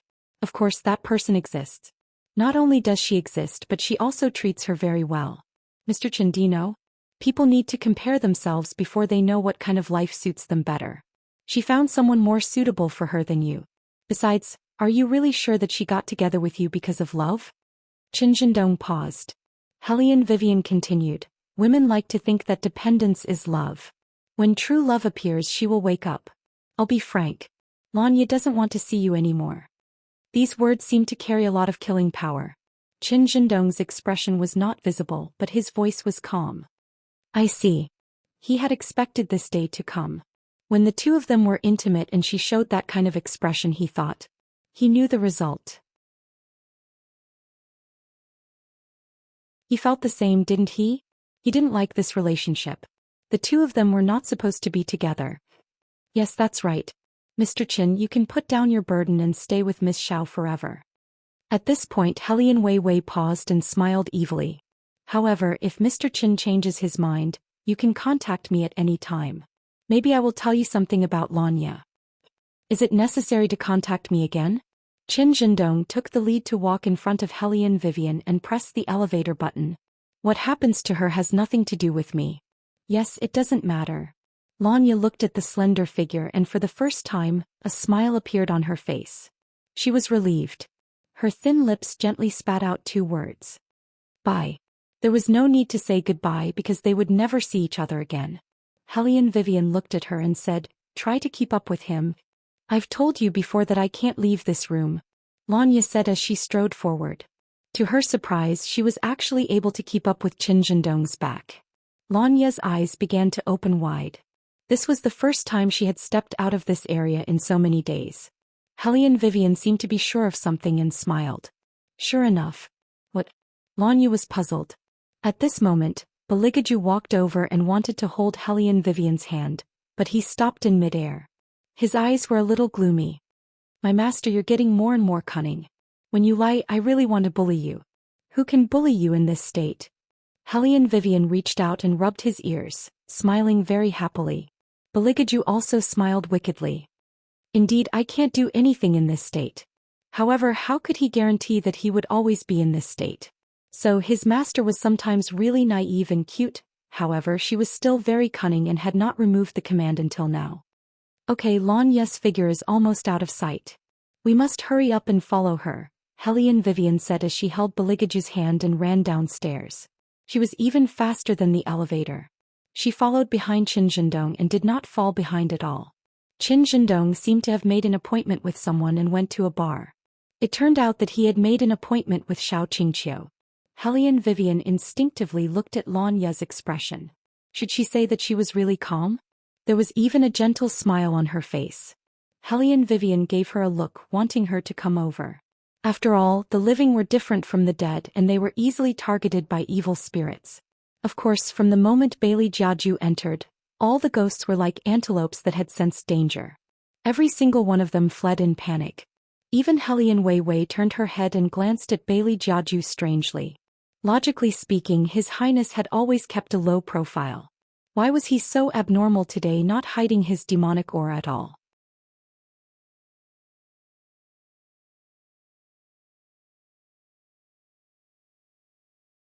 Chapter 1031. Don't you want to cover it up? Hellion Vivian raised her eyebrows and reminded His Highness. After all, it was a messy scene to see a group of ghosts trembling in front of a cute little thing. Beligaju was gentle. He looked at the ghosts with a smile and asked, "Am I scary?" They nodded. They nodded crazily. Beligaju's eyes darkened and he asked again, "Am I scary?" "No." The ghosts were very perceptive. Beligaju's silver-white ears stood up. He was still wearing the black gloves and smiled. "You're good at talking." They didn't want to tell such an obvious lie. But why was the great demon in such a bad mood? This was simply a trial for them.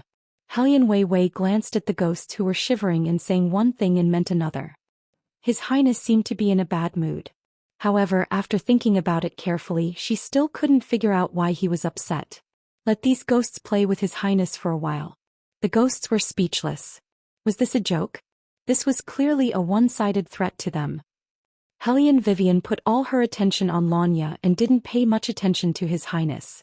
Lanya couldn't be too far away from Qin Zhendong. The maximum distance between them was 2 meters. Fortunately, the sofas in the bar were not far away. As long as they sat with their backs to each other, Qin Zhendong wouldn't be able to see Hellion Vivian. The sofa was very high and soft. With such soothing light music, they could hear each other's conversation clearly. "Don't drink anymore." Probably because Qin Zhendong drank too fast, Xiao Ziqiu couldn't stand it anymore and reached out to stop him from raising his glass. Qin Zhendong smiled, tilted his head and lit a cigarette in his hand. He seemed to be very obedient. Lanya was sitting opposite Hellion Vivian so she could see this scene clearly. However, Qin Zhendong couldn't see her. She thought about how they used to get along. She was always the one who accommodated him. Even then she couldn't make him smile like this. It was time to understand. Sometimes I wonder if the heavens made me a soul so that I could give up sooner. Lanya retracted her gaze and smiled at Hellion Vivian. Now that I see them interacting like this, I realize how silly I was in the past. Hellion Vivian did not say anything. Lanya paused and raised her head. Her expression was very serious. "I want to live, you know. If I die just like that, those 2 people will definitely feel guilty because I became like this because of them. I don't want to be so lowly anymore, to be someone's supporting role, and I don't want their guilt and regret. I want to not owe each other anything. In this way, do you still think I have an obsession? Let's continue this topic later." Hellion Vivian looked at her vibrating cell phone and suddenly smiled. "There's a call. Let's hear what Mr. Chen has to say." Lanya was stunned and looked at Qin Zhendong, who had drunk more than 10 bottles of wine. Xiao Ziqiu went to the bathroom, leaving him alone at the table. "Did he take the time to call?" "Oh, Mr. Chen." Hellion Vivian's voice was very low. On the other side of the phone there was no warmth at all. "Who's the person she likes?" Hellion Vivian reached out to cover the phone and then asked Lanya lazily, "Tell me about a male friend that you usually hang out with." Lanya did not understand why Hellion Vivian asked this question, but she still told her the truth. Hellion Vivian repeated without hesitation. "Duan Hailu. Mr. Chen, you should know him too, right? Everyone can see how he treats Lanya." "I don't believe you." Qin Zhendong's voice lowered. He seemed to be talking to Hellion Vivian but also seemed to be talking to himself. I don't believe you. Hellion Vivian was calm. Mr. Qin, it's okay if you don't believe me. Forget it. Qin Zhendong sounded drunk. I'm not calling to listen to you lie to me, but to ask you to tell her that the contract hasn't expired yet. If she doesn't want me to terminate it, she should come back quickly. Didn't she do so many things just to get this result? Upon hearing this, Hellion Vivian looked up at Lanya. Lanya did not look at Qin Zhendong again. Her heart was a little numb. He thinks that I did all these, but in fact there's no difference.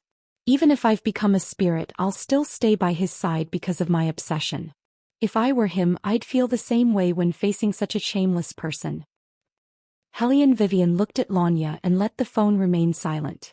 Then she said faintly, I'm not talking about you but him. Lanya was shocked.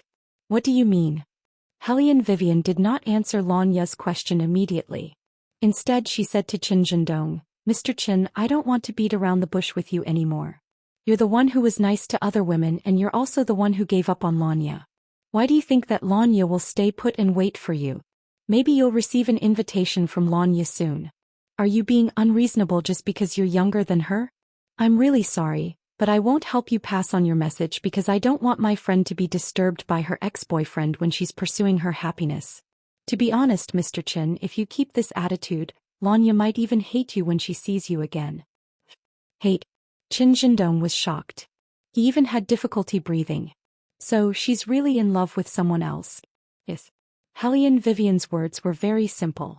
After getting such an answer, Qin Zhendong did not say anything else. Instead he looked down and hung up the phone. He did not keep drinking like he did just now. Lanya smiled. He's probably not bothered about me anymore. I know that she's really in love with someone else. I'm relieved. As expected, Xiao Ziqiu walked over and reached out to touch his head. Then he hugged Xiao Ziqiu in his arms.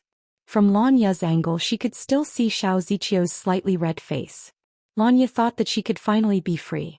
After she died. If this went on, she might not be able to return to her body. But it did not matter. Finally he could pull out all the thorns in his heart one by one. They all said that love had no substance. Wait until you feel the pain in your heart for the first time. Then you'll realize that you've fallen in love with someone. She fell in love with him too early. Therefore even forgetting was painful for every bone in her body. She had to disassemble and reassemble herself and then watch him embrace someone else. As long as she did this, she could say it casually. Qin Zhendong, I don't like you anymore. It's true. I don't like you anymore.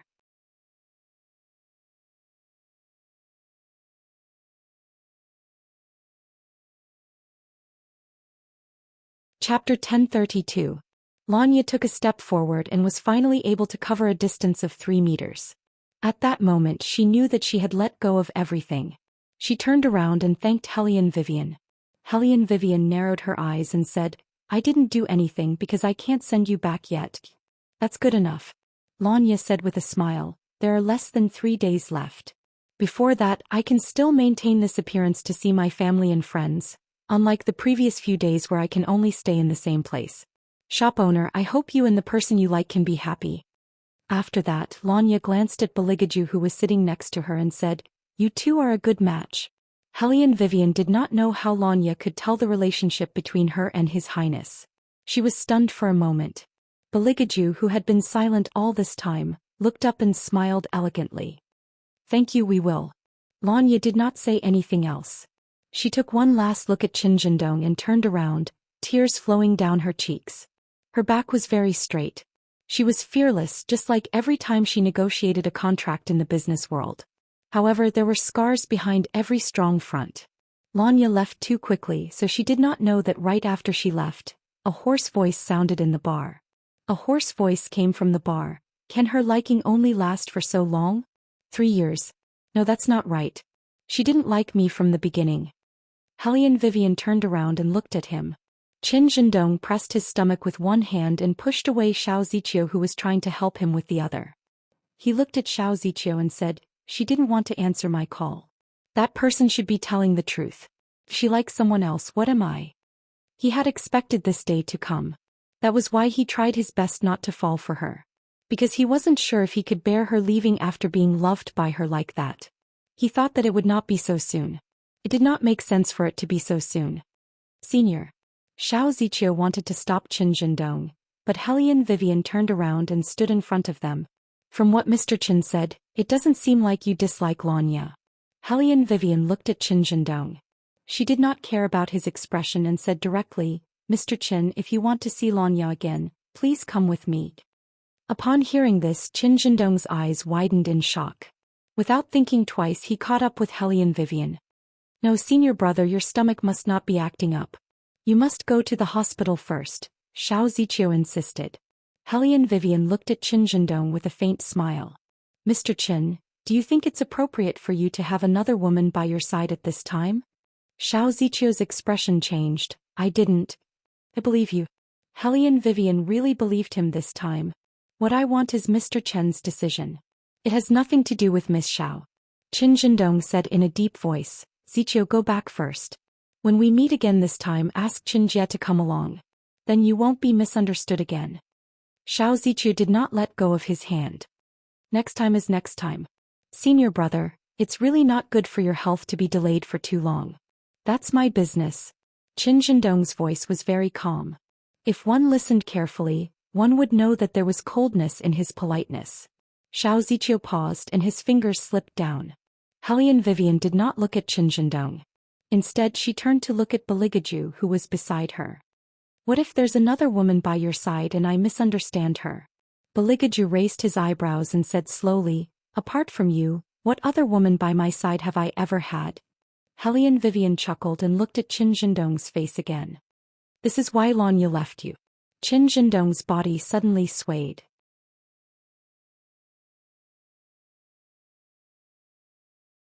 How many years has she known you? And how many years has Miss Xiao known you? Hellion Vivian said in a very calm voice, whether you did it on purpose or not, you've wronged her because of another woman. Xiao Ziqiu opened his mouth. Little beauty, you're not an adult yet. Why do you sound so bad? Hellion Vivian laughed. Sorry, I've always been like this. My time is limited, but Miss Xiao has no intention of leaving at all. Xiao Ziqiu laughed as well. He found it funny. Where did this little girl come from? Why did she have to care about their business? Senior, you can't possibly. Qin Zhendong did not wait for Xiao Ziqiu to finish and said, you're right. Whether I did it on purpose or not, I shouldn't have anyone by my side except for her. But I still want to say that I've never done anything wrong to her. It doesn't matter who the other people are. Where is she? Hellion Wei shrugged her shoulders and said unwillingly, Mr. Qin, to be honest, you're actually quite a jerk in my heart. However, I don't want to ruin the relationship between childhood sweethearts. Besides, I've been growing recently, otherwise I really wouldn't want to help you. Bailey Jiaju listened to a certain someone's whisper and the corners of his mouth curled up. He was completely spoiling her. She was so stubborn every time, but in the end she still helped him. Xiao Ziqiu was concerned about Qin Zhendong and wanted to follow them. This time Qin Zhendong's eyes were really cold. Xiao Ziqiu knew that it would not end well if she followed them, so she could only stay where she was. The three of them left the bar. Qin Zhendong thought that Hellion Vivian would bring him to a trustworthy place. But he did not expect that she would bring him to a hospital. This hospital was very special in Beijing. It only accepted patients with serious diseases. Those who entered it were either cancer patients or vegetative patients. Qin Zhendong frowned. He did not know why, but he felt uneasy. Why did you bring me here? Mr. Shin, aren't you curious about how I met Lanya? Hellion Vivian looked at him with a faint smile. Her kasaya swayed slightly. Actually, we're not friends. I'm a Taobao shop owner who specializes in yin and yang business. He came to me because she needed help. Qin Zhendong's eyes darkened. What do you mean? Mr. Qin, haven't you always suspected that everything was planned by Lanya? Unfortunately, she didn't plan to not appear in front of you. She can't appear in front of you at all because she's dead, Hellion Vivian said the last sentence. Like a thug, Qin Zhendong suddenly roared with reddened eyes. Take it back. Take back what you just said. After that, he chuckled and held his forehead with his hand. His whole body seemed to be trembling for some reason and he no longer looked as cold as before. Even his voice was hoarse. I'm getting worse and worse. I can't believe that I foolishly believed a child's words just because I wanted to see her.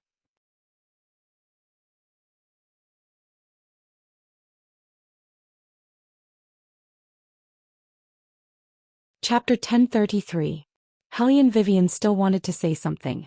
But Qin Zhendong did not intend to listen anymore. She must be lying to him. That must be it. Qin Zhendong did not give Hellion Vivian a chance to speak. He turned around and left. His fluke mentality was tinged with a trace of madness. He walked very fast, and when he drove it was more like he was racing. Qin Zhendong did not go home. Instead he went to Lanya's place. He still remembered how dismissive he was when she gave him the key. But now he pressed the doorbell hoping that someone would open the door for him. He kept calling that number. It was still not in the service area. He had never experienced a moment where he couldn't find her. So he had never paid attention to how to find her, except for the apartment they shared and the phone they used to contact each other. Yes. Her friend. Qin Zhendong turned on the phone again and paused. In the past 3 years he had never cared about who her closest friends were. He only remembered hearing her say that she would not play with those people in the past anymore. It seemed that because of his attitude, the few brothers in the courtyard were not as friendly to her as before. As for the new friends she made, he seemed to have never listened to them carefully.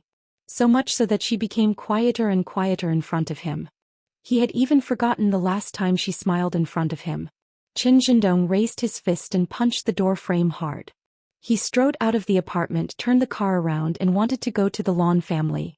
He used to be very tired of the contract and even reminded her not to tell her family about them.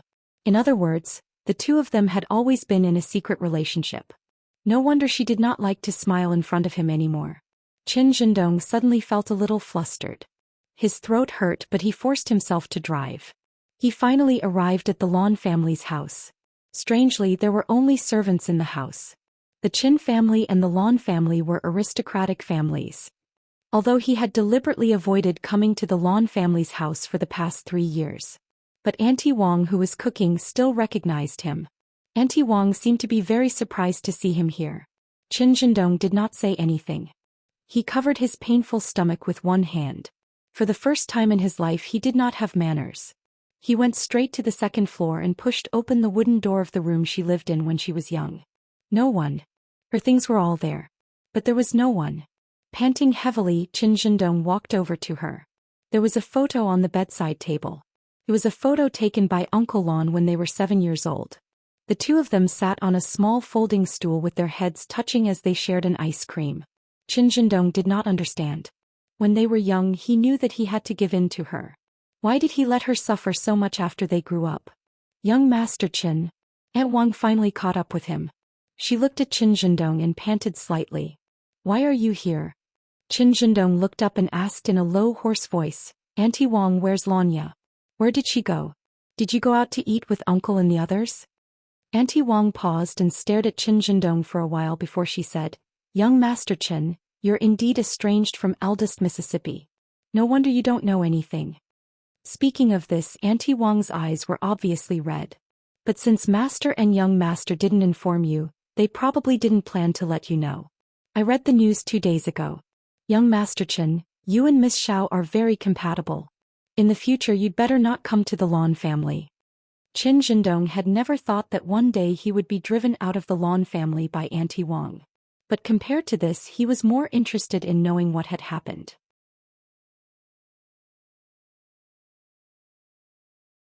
Where was Lanya? Where was his Lanya? Where did she go? Qin Zhendong stood outside the villa in a daze and watched the door close in front of him. He could clearly feel Auntie Wang's hostility toward him. As smart as Qin Zhendong was, he knew very well that Auntie Wang would not treat him like this if it were not for the permission of everyone in the Lan family.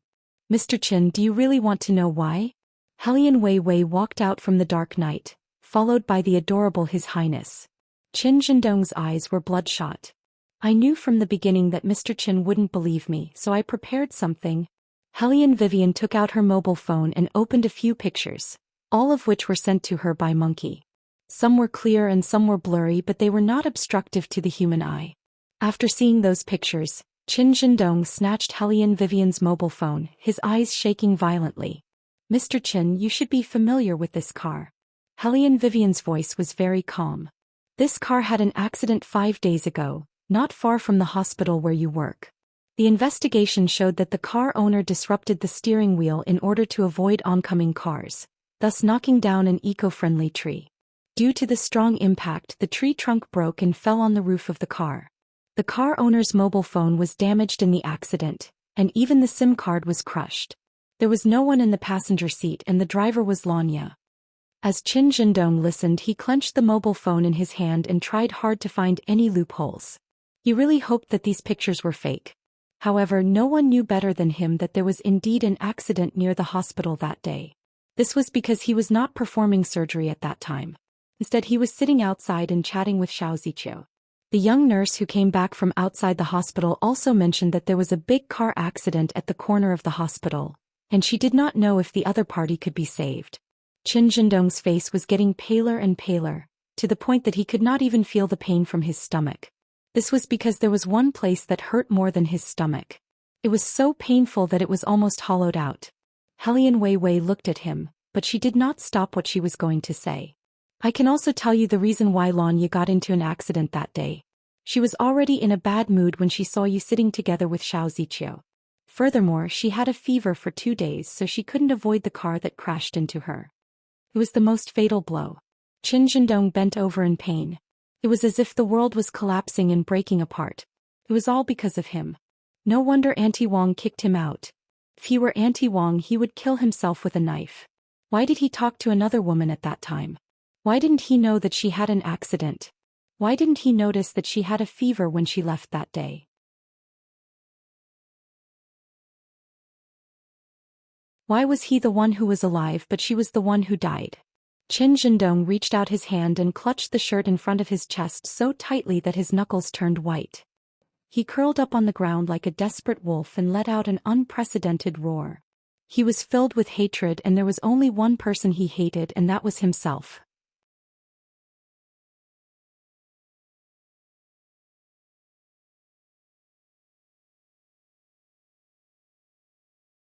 Chapter 1034.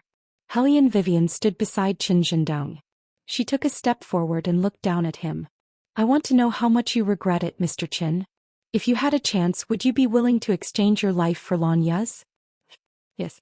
Qin Zhendong suddenly raised his head and his black hair hit his face. What can I do? I'm willing to try anything. Please, as long as she can come back, I don't care what happens to me as long as she can come back. Helian Vivian smiled. As long as you're willing, Mr. Qin. I told you that I'm a Taobao shop owner and I only deal in yin and yang businesses. I lied to you about one thing, Mr. Qin. Lanya is not dead, but without your consent she can only live for 3 days at most. She's now in the hospital I took you to before. She's in a deep coma with tubes all over her body, and she needs to be resuscitated from time to time. The doctors have already pulled her back from the brink of death twice. The third time is her tribulation, and if you can give her your lifespan she can pass the tribulation safely. Okay. Qin Zhendong did not even ask how many years he would give her and how he would give it. He looked at Helian Vivian with a deep gaze. Helian Vivian looked at him and asked, even if she doesn't like you like before after she wakes up? You should know that no one will be loyal to you after seeing that scene. Besides, you haven't shown up for 5 days. The Lan family is not stupid. They know very well why Lanya appeared near that hospital, and they know that you've been intimate with Xiao Ziqiu recently. Even if it's an illusion, the Lan family will never allow Lanya to like you again. Maybe after she wakes up, the Lan family will keep her away from the Qin family. Besides, her elder brother has always doted on her and she has a lot of good resources around her. It won't be long before she finds her ideal husband. I've said before that the best way to forget an old relationship is to start a new one. Even if you exchange your life for Lanya's, she won't be grateful to you. She might even gradually forget about you because you're not by her side. Qin Zhendong clenched his fingers and loosened them one by one. His throat hurt as if he had swallowed a knife. Yes. Even if she would forget him. Even if he was no better than a beast in her heart. He also wanted her to come back to life. In the past, what he was most afraid of was that she would suddenly wake up one day and realize that her feelings for him were not love. Only now did he realize that what he was most afraid of was that after she left, he would still be alone in this world. The two of them shared too many memories. He still remembered that when they were young he would sit on the floor and play with building blocks when she would fall out of bed. When he saw the blood on her face he would cry before she could cry. Were people always like this? He was the best at expressing himself when he was young. When they grew up and were spoiled, they would forget the person they treasured the most. If that's the case, then come with me, Hellion Wei Wei said as she brought Qin Zhendong to another place. That place was no longer the intensive care hospital at the beginning. Instead it was the corner of a road. On the left side of the intersection, there was a broken tree. Because it was already late at night, this place looked particularly desolate. Do you know why people burn paper and cry at funerals after they die? Hellion Vivian looked at Qin Zhendong and said, it's so that the ghosts on the 7th day of their death have a place to return to on that day. Qin Zhendong did not understand the reason behind this. After all, he was a doctor and had never believed in ghosts. But now he believed in it. Hellion Vivian did not hide anything from him. She explained it in a concise and easy-to-understand manner. Under normal circumstances, after a person dies, the thing they miss the most is their physical body. Even if they are chained by ox head and horse face, it can't stop them from longing for their previous life. This is because the physical body is the only thing they can leave in this world. So when I saw Lanya, I was very puzzled as to why she was trapped in an apartment instead of wandering near her physical body. It was only after I saw you that I understood. Mr. Qin, even if you didn't admit it at that time, I was very sure that you liked Lanya very much. This is because if it weren't for the stubbornness in your bones, it wouldn't have caused such a restriction. Lanya's soul left her physical body here. In order for her to successfully return to her physical body, I will light the soul-returning lamps around this area. Mr. Qin, you just need to sit here and guide Lanya with your stubbornness. As for other situations, you don't need to worry about them. Just close your eyes. However, there is one thing that requires your lifespan to light up. So you have to tell me your birth date later. If you don't know your birth date, you can also tell me your ID number. Qin Zhendong did not hide it and told her his ID number. He had heard of this kind of method before. It was all stories. He did not expect that he would be in this situation one day. As soon as the formation was activated, the whole street seemed to have entered another dimension. Everything was extremely quiet. The cars in the distance seemed to be gradually decreasing. Until the last car was gone, an unknown fog rose. Qin Zhendong began to whisper Lanya's name. It was actually not safe to use such a formation because it was equivalent to bringing the yin and yang road to the human world. As soon as the soul-returning lamps were lit, a few black shadows appeared. They walked forward with numb faces and their clothes were a little wet. After seeing Qin Zhendong, they approached him bit by bit. However, it was obvious that since Hellion Wei Wei could make such a formation, she was not worried about these evil spirits. She smiled and wanted to kill them with the Buddha beads. What Hellion Vivian did not expect was that His Highness would be faster than her. In just a flash, he appeared in front of Hellion Vivian again. The black shadow behind him was like an exploding smoke bomb, turning into puddles of dirty water. Baligaju just curved his thin lips and his silver-white ears stood up. He was very gentle and elegant, but it could not hide his demon nature. He looked at Hellion Vivian and smiled gently. Killing ghosts is such a dirty thing. How can I let my master do it? Hellion Vivian silently put away her Buddha beads. After all, His Highness was very strong today. She would rather be a quiet wallflower and let him vent his anger first. It turned out that His Highness was indeed more ruthless than usual. There was originally a resentful evil spirit hiding here. When it saw that the situation was not right, it wanted to escape, but it was also killed by His Highness. The evil spirits in the distance trembled. Who the hell said that those with long ears were cute and easy to deal with? Come out, I will definitely not kill you.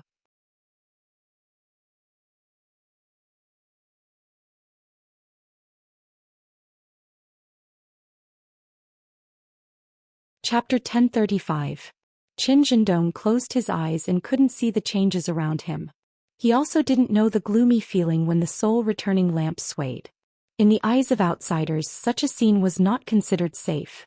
There was an uncomfortable dampness in the air.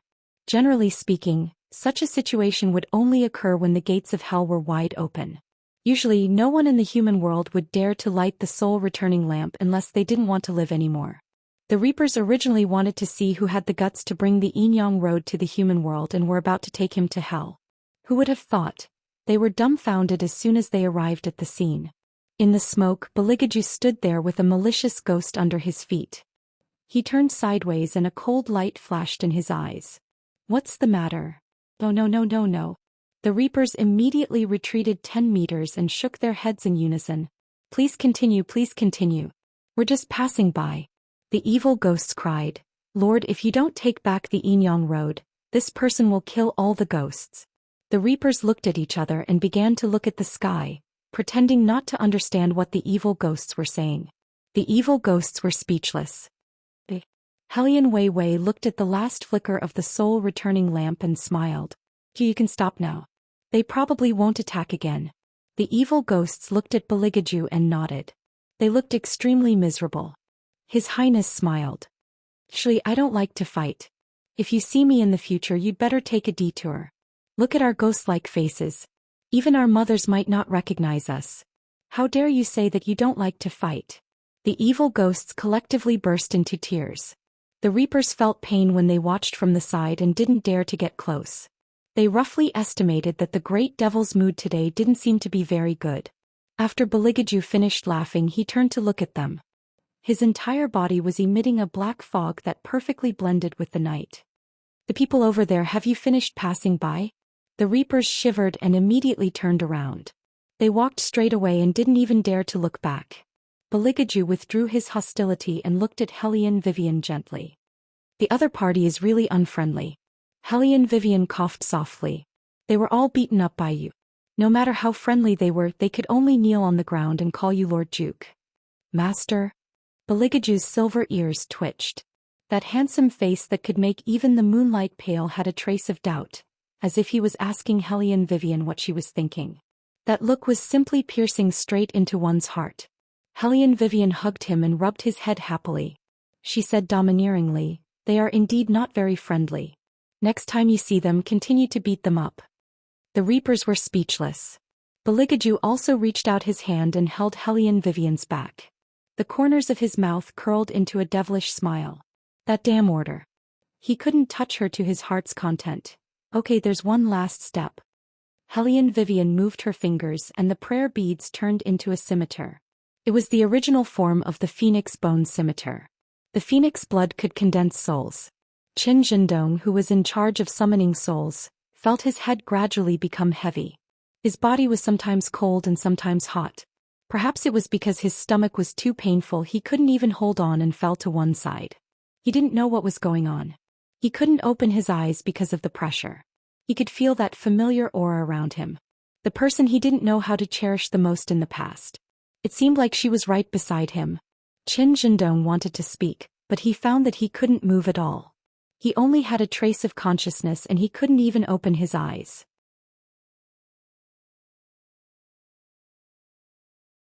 She seemed to be deliberately keeping a distance from him. She didn't hug or kiss him as usual when she saw him. Instead, she stood beside him and whispered wishes for him to be happy. Qin Zhendong clenched his fingers tightly, but he still couldn't open his mouth. It was a bit like a ghost pressing down on the bed. His consciousness was clear, but his body couldn't wake up. She seemed to have misunderstood something.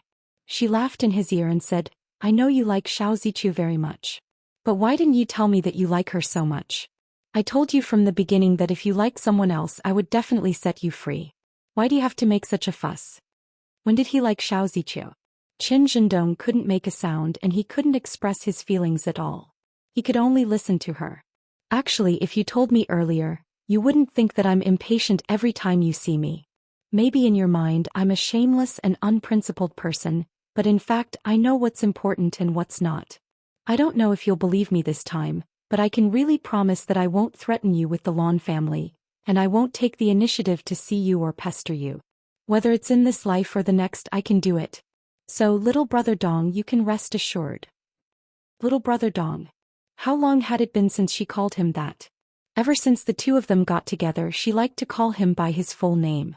Because she said that since they were lovers, they couldn't just be buddies like before.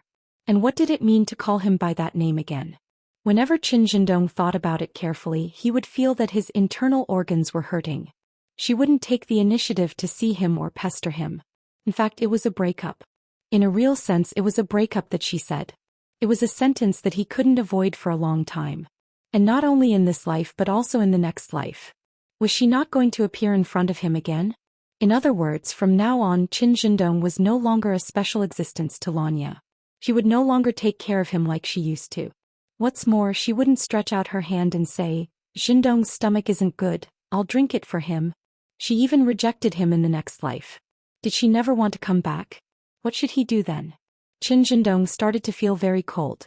His stomach was still cramping as if something was pressing on his chest, making it difficult for him to breathe. Why did she say such cruel words? Couldn't she come back? Come back to him? That's right. How could she come back to him? After being treated like that by him, she probably wouldn't forgive him anymore. But why did she have to include the next life? Could it be that he couldn't get her back even if he used his lifespan? Qin Zhendong didn't know that Lanya said that because she had seen the interaction between him and Xiao Ziqiu in the past 2 days.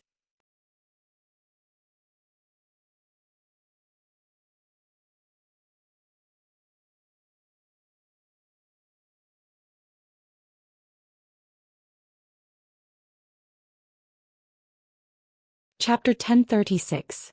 Lanya was not sure if he would have been together with Xiao Ziqiu if the contract had not been there. Whenever she thought of this, her heart ached as if it was bitten by a worm. She thought that it was no wonder that he hated her so much that he felt impatient when facing her every day. He even chased her out in the middle of the night because he would not treat her gently. Lanya did not know what the shop owner said to him to make him agree to help her. After leaving the bar, she had been wandering around as if she could not go back to the Lan family's house. If she had not heard his voice, she would have been dragged away by other evil spirits. Lanya chuckled softly. This should be the best ending for him. Lanya knew very well that the shop owner must have told Qin Zhendong about her car accident to be able to persuade him to help her. Qin Zhendong was so smart that he could figure out the reason as soon as he saw the accident site. She did not want him to think that she had an accident because of him. She did not want him to feel guilty. Now that he had helped the shop owner to find her soul, it should make him feel more relaxed and better to be with Xiao Ziqiu. Actually, she did not want him to know that something had happened to her. However, since it had come to this, there was no other way. She wanted him to know that she would not pester him anymore. He did not seem to believe it. Lanya shook her head with a bitter smile. However, she knew him very well. Through this incident, she could see that he still cared about her. She thought that he only hated her. It turned out that it was not because of her. That was enough. Otherwise, she could not bear the fact that the person who had loved her since she could remember hated her for the rest of her life. Even if she had to die, she did not want that. Because if that was the case, it would be too tragic. She had given so much love to one person. She did not expect to get a response, but she hoped that at least he would not hate her. He was not like what he thought. In order to get him, she would use all kinds of despicable means. She had always hoped that their relationship would be simpler. However, she had chosen the wrong way to start. Now she finally got some of the panic on his face. He was probably still worried about her. However, it was never the love she wanted. Lanya took one last look at Qin Zhendong. As the soul-returning lamp was extinguished, her soul also disappeared into the white fog. In the deserted alley, the surrounding scenery started to spin again. Qin Zhendong slowly opened his eyes from the pain. He could move now, but there was no one in front of him. He leaned against the cold metal beside him, thinking that when he woke up he would see her safe and sound. But all he could see was a young girl in a kasaya and a silent boy. He stood up abruptly, his stomach twisting into a ball. With great effort he asked the unimaginable guess, "Did you fail? Why am I completely fine?" "I didn't fail." Hellion Vivian's voice was very faint. "The soul-returning lamp doesn't need your birth date, but Lanya's. I was just fooling you just now. I didn't say anything about borrowing your lifespan. It's just that opening the Enyang Road will attract a lot of evil spirits. These evil spirits will usually drag humans down to accompany them. With me here, of course you'll be safe." Qin Zhendong didn't care about the lie anymore. What about Lanya? Where is she? Since the soul-returning lamp has been extinguished, it means that she has gone back. Your obsession is still very necessary to keep the soul. She should be in the hospital, but I don't know if she's awake now. Hellion Vivian saw that her prayer beads had lit up again, which meant that she had completed another merit. so she was not worried about Lanya's subsequent problems.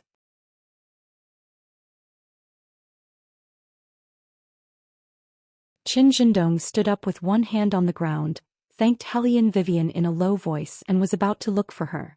Hellion Vivian looked at his back and said, "Although I lied to you about borrowing your lifespan, the rest of the situation is true. Lanya won't treat you like how she used to. Mr. Qin, you'd better be mentally prepared." Qin Zhendong suddenly stopped in his tracks.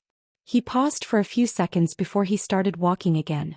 He rushed to the hospital that he usually wouldn't even go to at the fastest speed. He wanted Lanya to see him first after she woke up. However, he was really too naive. After Lanya's brother Lan Shi saw him, he didn't even talk to him. He turned his face and directly asked the bodyguards hired by the Lan family to block one of the corridors of the hospital. The shop owner was right. The Lan family had begun to find a way to isolate him from Lanya. It couldn't go on like this. At least let him sit in a place where he could see her and wait. However, it was obvious that Lan Shi hated him very much. Otherwise, he would have greeted him. He just sneered at him and said, "What are you doing here?" "I want to see her." What he said was true. Lan Shi didn't believe him. "Did Uncle Qin ask you to come?" "In fact, it's not necessary. My sister has been stubborn since she was born. She will be stupid the first time, but she won't be stupid the second time. You can go and live your own life. You don't have to pretend in the future, and you don't have to let her hide this and that in order to maintain the relationship between the Qin family and the Lan family. Our Lan family doesn't care about these things. Similarly, if such a man approaches her again, I will drive him far away." Qin Zhendong was unable to refute Lan Shi's words because he had indeed done so in the past. However, this time he really didn't think about those things. He just wanted to see her. Just a glance. However, Lan Shi just looked at him coldly with a very indifferent expression. "Qin Zhendong, do you know when she was sent here?"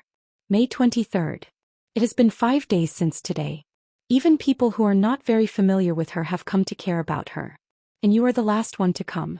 I am her brother and she is the only girl in the Lan family. She is not delicate and she has never made things difficult for anyone. Perhaps 3 years ago when she came back trembling and told me that I should have stopped her when you two were together. Do you know what is at the end of this corridor? It is a sterile ward. In the past 5 days I have seen her being resuscitated twice. Each time she really looked like she was about to die. The reason for this result was that after her car accident, no one could arrive at the scene in time. Qin Zhendong, you were in the hospital that day. I don't need to tell you how close you were to the scene of the car accident. You know very well in your heart. What were you doing at that time? Talking about everything with a female doctor from the same department.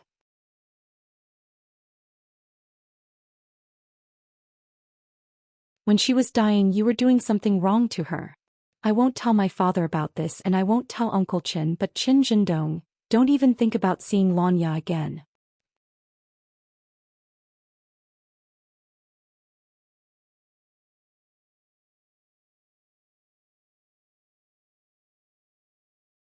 Chapter 1037. Qin Zhendong knew that the experienced young Master Lan definitely had the ability to prevent him from seeing Lanya. But at the same time he also knew that the relationship between the Qin family and the Lan family would not become enemies because of this matter. If Lan Shi did not allow him to see Lanya, he would talk to his father. The two families were longtime friends. If his father asked, Uncle Lan would agree no matter what. Especially in the past 3 years, you rarely spoke in front of others. For a period of time I wanted to send you abroad to prevent little Yi from falling deeper. There's something going on between you two and as a parent I can see it. But your Uncle Lan also told me not to interfere. Son, have you ever thought that no father is willing to see his daughter like this? You don't have any credibility in your Uncle Lan's heart anymore. He won't agree to you two being together again. Why do you have to do this? I want to see her. Qin Zhendong sat with his head down and slowly clenched his hands on his lap. I just want to see her. Mother Qin had never seen her son like this. Except for when Father Qin was arrested, he had never been like this. For so many years their son had never not made them worry. Although they were not involved in politics, their achievements in the field of medicine made their faces glow. Their son had always been strong and it was rare to see him so fragile, especially when he begged them to do something like this. Children from families like theirs would either need their parents in their careers or in their studies. This child was different. He thought about everything and did not need them to solve problems at all. But now he didn't look like himself at all. As a mother, she knew her son the best. Mother Chin was aware of the overall situation. After hearing Qin Zhendong's words, she put down the tea she made for the father and son and looked at Qin Zhendong. Dongzi, it's fine if you want me and your father to come forward, but you have to remember that this time, it's you who let Xiaoye down. It's the Qin family who let the Lan family down. The Qin couple went to the hospital together and stayed for more than an hour. After all, they were family friends. The relationship between the previous generation was really good. The Lan family did not refuse Qin Zhendong to visit Lan Ya again. However, when Lan Shi saw him again, there was a hint of mockery at the corner of his mouth that they only understood each other. It was as if he was saying that he could ask his parents to solve it if he could not. Qin Zhendong did not care what Lan Shi thought of him. He only wanted to see that person now. Even if she was lying on the hospital bed, he still wanted to see her again. It was almost 5 o'clock in the morning. He opened the door and unexpectedly met the person on the hospital bed. Qin Zhendong did not expect her to wake up. No one told him. Lan Shi had even chased him out the first time he had come. Qin Zhendong's heart skipped a beat and he just looked at her under the light. She seemed to have lost a little weight and her skin was very pale. Sitting on the hospital bed, she was wearing a large hospital gown. Her slender wrists were exposed from inside, and the back of her hands seemed to have many needle holes. The traces of the car accident were very obvious. The scar on her arm was still there and her head was wrapped in gauze. Fortunately, there were no obvious wounds on her face. Her body was not very good, but she looked very relaxed. Her two friends were sitting next to her. One of them was her best male friend and he was holding a spoon to feed her soup. That was supposed to be his seat, but he came late. Once he was late, that seat would no longer belong to him. Lan Yu was also looking at him with a trace of surprise on her face, as if she did not expect him to appear here.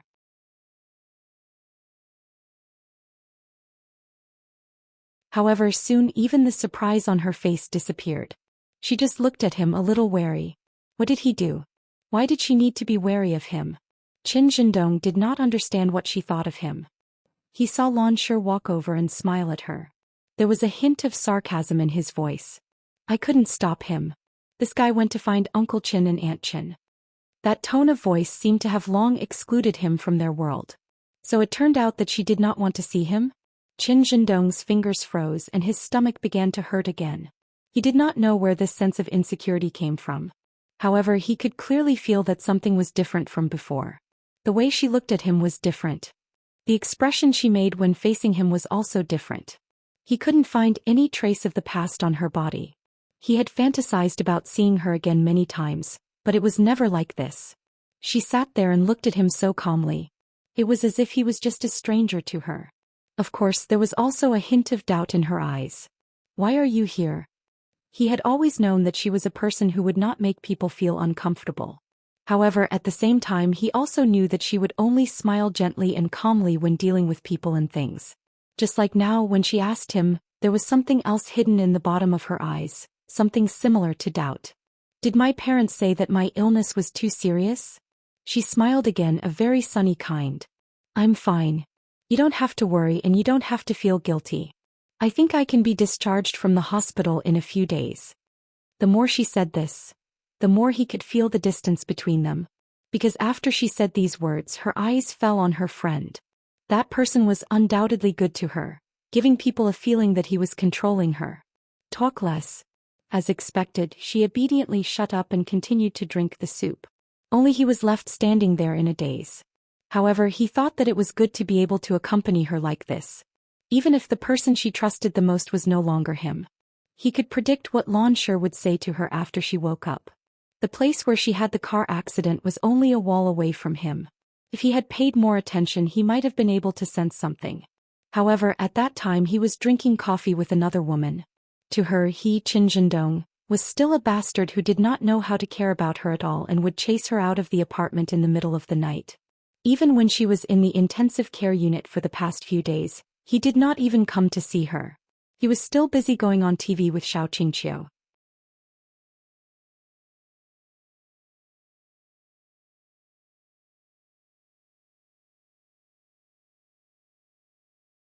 Chapter 1038. He had thought that she would be angry about this, and he had also thought that she would be cold to him. But neither of them would be like this. She didn't complain at all, and it seemed that she accepted everything calmly.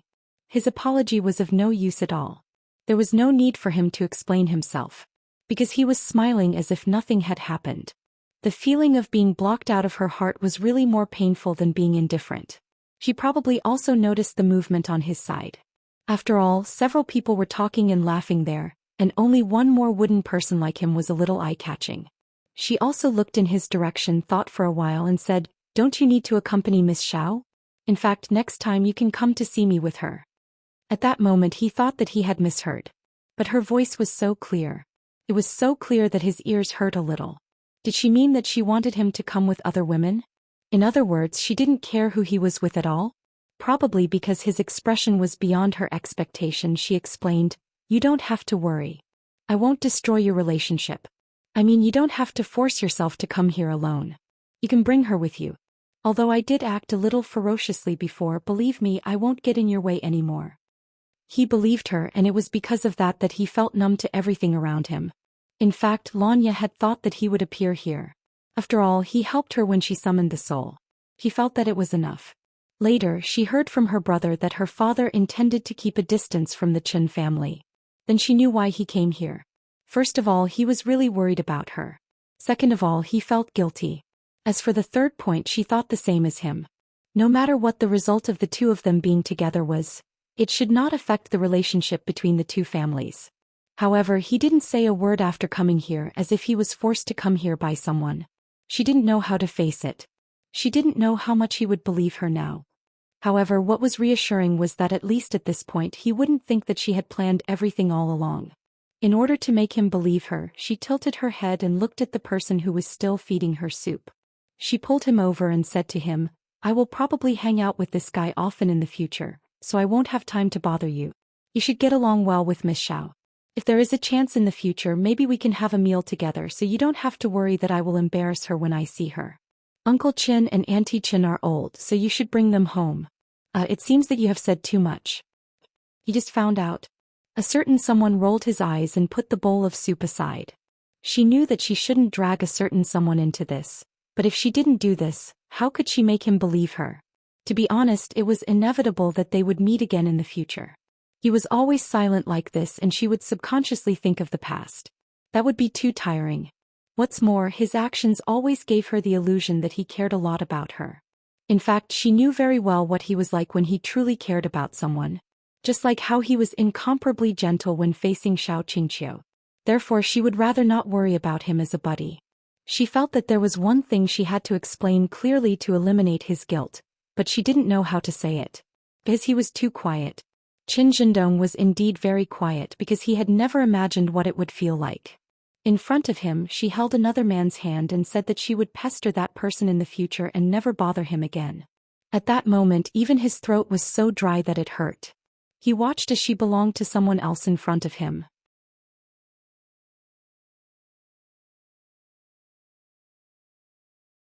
It was as if someone had cut a hole in his heart with a knife. Cold blood flowed out from it and spread to every part of his body. She really didn't want him anymore. Wasn't it normal? Why did she become like this today? High fever, bad mood, and not in time to rescue her. Which one of them wasn't related to him? She could still smile at him because of the feelings between the two of them when they were young. As for the rest, she would never look back again. Qin Zhendong knew that he was late, but he didn't expect that he was so late. This time his heart was completely hollowed out. Only his stomach was left with a terrible pain. She seemed to be afraid that he wouldn't believe her, so she said, "The shop owner you met should have told you what I wanted to say, but you're still worried. I know it has something to do with my previous record, but after I'm discharged from the hospital, I'll apply for the visa to go abroad. Uncle can check it and it's all true. I'm not playing tricks." "I don't think it's your trick." He couldn't help but growl. But it was obvious that the effect was always different. The whole ward fell into silence because of his unpleasant voice. She paused for a moment and said, "That's good. Let's get along well in the future, but there's something I want to tell you. Dongzi, car accidents are natural disasters and no one can avoid them. It's the same principle as death. King of Hell wants you to die at midnight, but he definitely won't let you live until midnight. My fever and low mood are just coincidences with the car accident, so you don't need to feel guilty. My car accident has nothing to do with you. Moreover, if it weren't for you, I wouldn't have been able to come back. I know about the soul summoning spell. Dongzi, I'm very grateful that you stood up to help me. At that time, I really didn't know where my home was and I was wandering outside for a long time. If it weren't for your voice, I wouldn't have been able to wake up again. So even if you really feel that you've done something wrong to me, you've already taken the blame. Qin Zhendong, I don't owe you anything and you don't owe me anything. We don't owe each other anything, so you really don't need to feel guilty. He really wanted to refute her words, wanted to tell her that he had never done it out of guilt. He appeared here only because he wanted to see her. Why did she let him go so easily? She didn't even throw a tantrum at him. It really seemed like she said that they didn't owe each other anything. Why was she so cruel? Qin Zhendong wanted to say something, but Lan Shi used the doctor's examination as an excuse to drive everyone out of the ward. She did have a checkup to do. She looked at him with pale lips and smiled. Her face was even glowing. That's it, Dongzi. Although you may not believe it until now, I sincerely hope that you can be happy in the future. As she spoke, she was picked up by the man and placed in the wheelchair.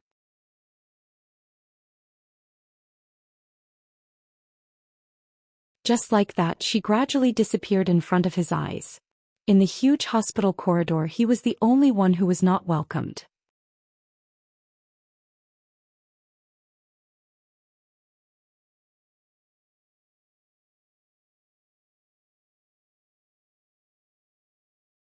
Chapter 1039. Qin Zhendong didn't know how to describe that feeling. He just felt cold.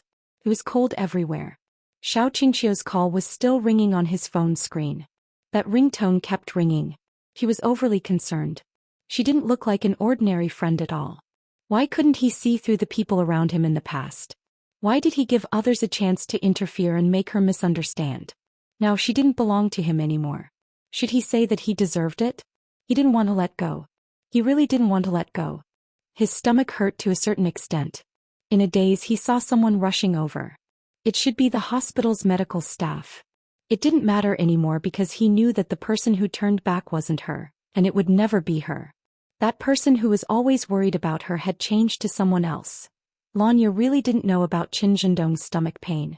After her soul was removed, she saw through a lot of things.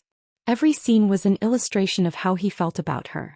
She didn't want the two of them to become detestable, and she didn't want him to feel burdened. They were unfair from the beginning. She hoped that after they separated they could balance out. She could see that Xiao Qingqiu was different to him. He gave her a lot of special treatment. For example, he really listened to Xiao Qingqiu. Even his smile was gentle. In the past, when she didn't let him drink, he was always impatient. But when he faced Xiao Qingqiu, he was very quiet. Those things that she cherished seemed to have been thrown away by him. In fact, it was easy to see that a person loved another person. For example, she had a photo of the two of them at home. And what he hid in the drawer was a graduation photo of him and Xiao Qingqiu. Although the two of them were so far away, it was obvious that the two of them had known each other for a long time. So, they had known each other for a long time. Lanya. The man bent down and looked at her with his black and white eyes. He was as cold as usual. You know, I don't like to be used. What happened just now? Lanya smiled. You saw it. I was talking about breaking up with him. There shouldn't be any misunderstanding about breaking up. The man looked at her and patted her head with one hand. When did you become so stupid? Lanya paused and didn't speak. Lan Shi had already grabbed the man's arm. Are you retarded?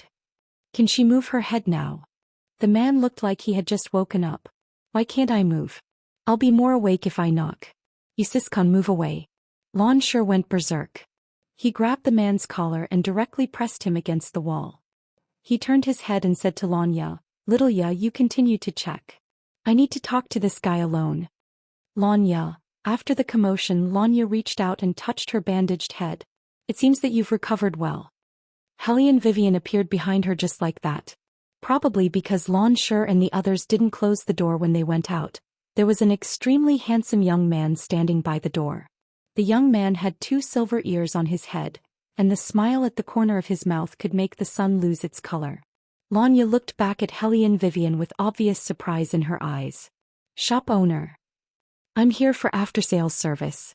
Hellion Vivian sat down casually and crossed her legs. How do you feel? Lanya smiled. Lanya smiled and said, I'm fine. I was thinking of inviting you to my house in 2 days. I didn't tell anyone about the matter of my soul being pulled out, but I mentioned to my brother that you are my savior. I told him that if you didn't send me to the hospital in time, I'm afraid I wouldn't have woken up until now. My brother searched for your address for a long time, but he didn't find anything. He even started to doubt his own ability. Shopkeeper, you really hit it well. If you want to thank me, give me more tips and comments with pictures.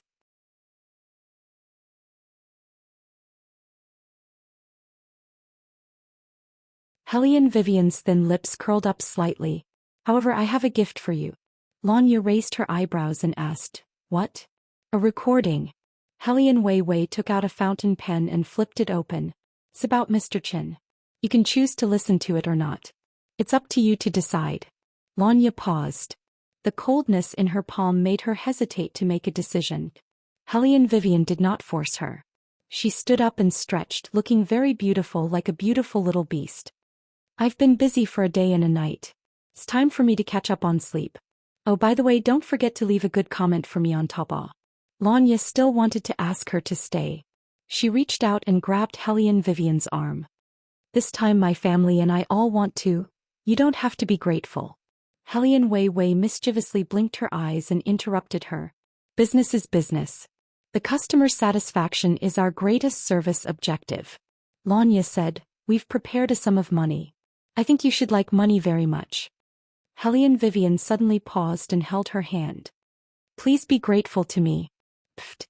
Looking at Hellion Vivian's serious expression, Lanya finally smiled. This shop owner looked very cool, but in fact she was very cute. And the young man she brought with her. Lanya had never seen such a unique person. It was as if time could not leave any trace on him at all. No one existed in his eyes. Except for this shop owner who could make him smile, everything was like a pool of stagnant water in his eyes. Even the clothes he was wearing were rarely seen on a normal day.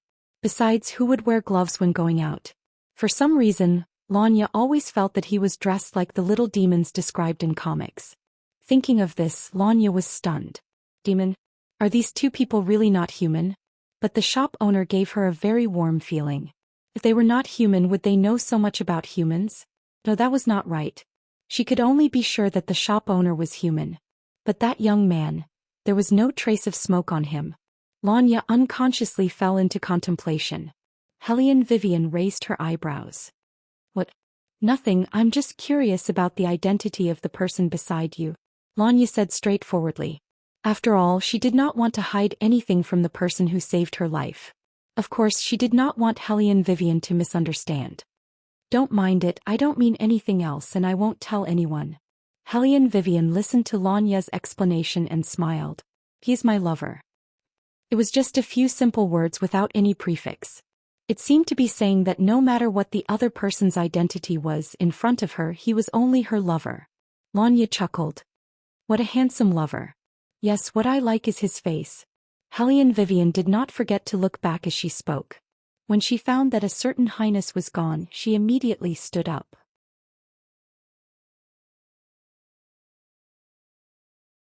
She did not look like she only liked the other person's face.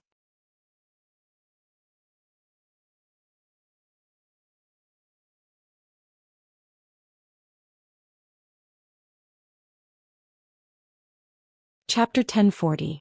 Lanya didn't expose her. She was always envious of this kind of relationship that seeped into her bones. The person you loved also happened to love you. This was probably the most wonderful thing. And she and Qin Zhendong would never be together. Because Qin Zhendong had his Xiao Qingqiu. After Hellion Vivian left, the doctor who examined Lanya walked in. The recording pen was in Lanya's pocket. She didn't open it to listen, but her fingers never left the recording pen. She was in a daze no matter what the doctor said to her.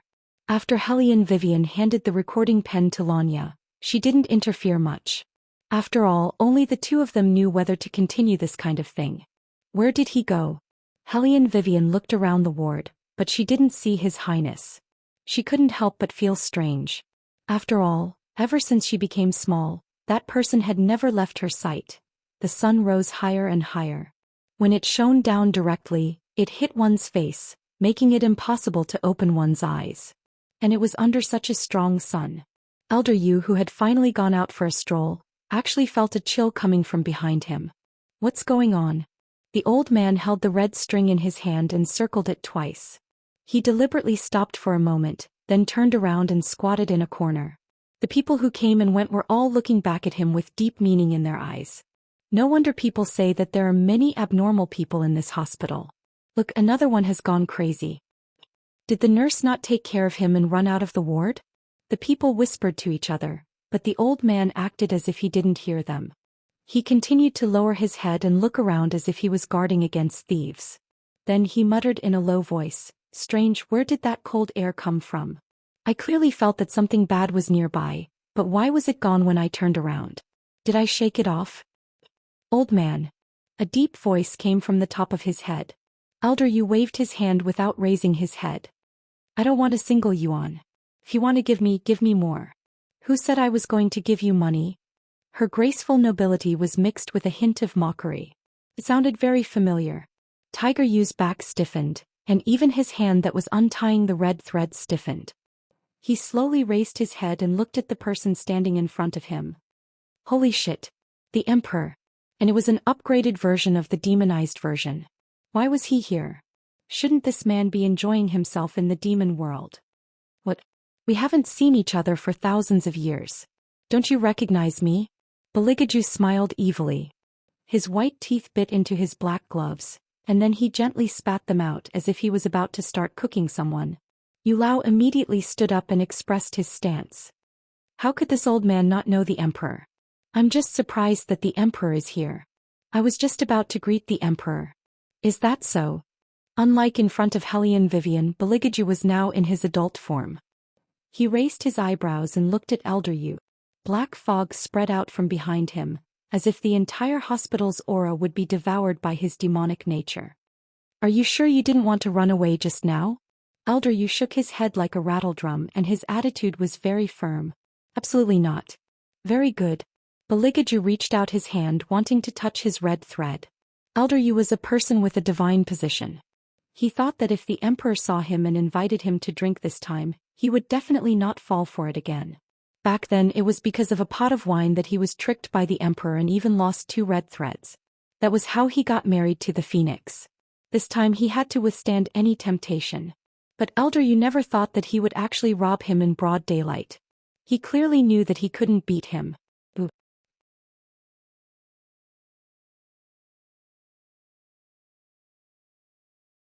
What are you doing here? Beligaju casually fiddled with the red thread in his hand. Elder Yu felt that he had to protect these marriages well. If he couldn't win, he could only ask for external help. With this thought in mind, he snatched the red thread back from His Highness's hand and shouted at the passers, "Help! This person is a demon. He wants to eat me." The passers-by who were shouted at, Beligaju glanced at him, then turned around and smiled at the passers-by. The passers-by immediately felt as if everything had been revived. There's something wrong with my family member's nerves. I can't persuade him to go back by myself. Can you help me call the doctor? Beligaju seemed to be a little distressed. He pressed his forehead with his fingertips. He always likes to bring himself into a deified world and see everyone as demons and ghosts. Seeing this, the passers-by immediately nodded. Don't worry, I'll inform the doctor after I go in. You calm him down first. Thank you so much. Beligaju's elegant etiquette had always been impeccable. You're welcome. Elder Yu stood at the side and watched in a daze as the person he was originally asking for help made a gesture of encouragement to Beligaju as if he was about to complete an amazing mission. Then he quickly ran into the hospital. He felt that he was retarded. How could he reveal the identity of the Emperor? No one would believe him at all. What a pig's brain. The old man hit his own head with all his strength. Beligaju looked at him with a smile and a dangerous aura came from him. I'm a demon? I want to eat you. Elder Yu, we've known each other for tens of thousands of years. Why don't you understand my taste? You're so old so you won't be in my hunting range. Elder Yu. Why did he feel like he had been stabbed in the knee? But let's talk. Why is your red thread so messy? Beligaju gently lifted the red thread with his fingertips, and there was a strong sense of oppression between his brows. The old man was about to cry. There were so many immortals in the world. Please don't bully me, okay? 2 days ago he had already been beaten up by King of Hell for no reason. Why did he encounter such a great demon today? What happened to caring for the old man? Did something go wrong with the red thread? Bailey Jiaju chuckled. He appeared to be somewhat absent-minded, but the words that came out of his mouth went straight to the point. If this kind of thing is known by the heavenly axiom, your divine sense should be weakened by another layer. The old man knew that he couldn't deal with a certain someone, so he shrunk his shoulders and simply confessed everything. It turned out that he had come to the human world to drink and accidentally lost half of the red thread, almost ruining a couple's marriage. He was now trying to save it. Fortunately, the woman's luck is good. He seems to have met some kind of benefactor. Otherwise, it would really be a dead end.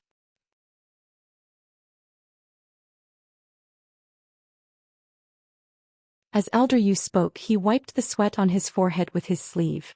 When he thought about it, he felt that it was a false alarm. Baligaju roughly knew who the benefactor he was talking about was. He lowered his head and looked at the faintly discernible red threads, and his eyes flashed. It was just the most ordinary thing, but it could determine marriage. These red threads are all used by you. Where are the ones you haven't used?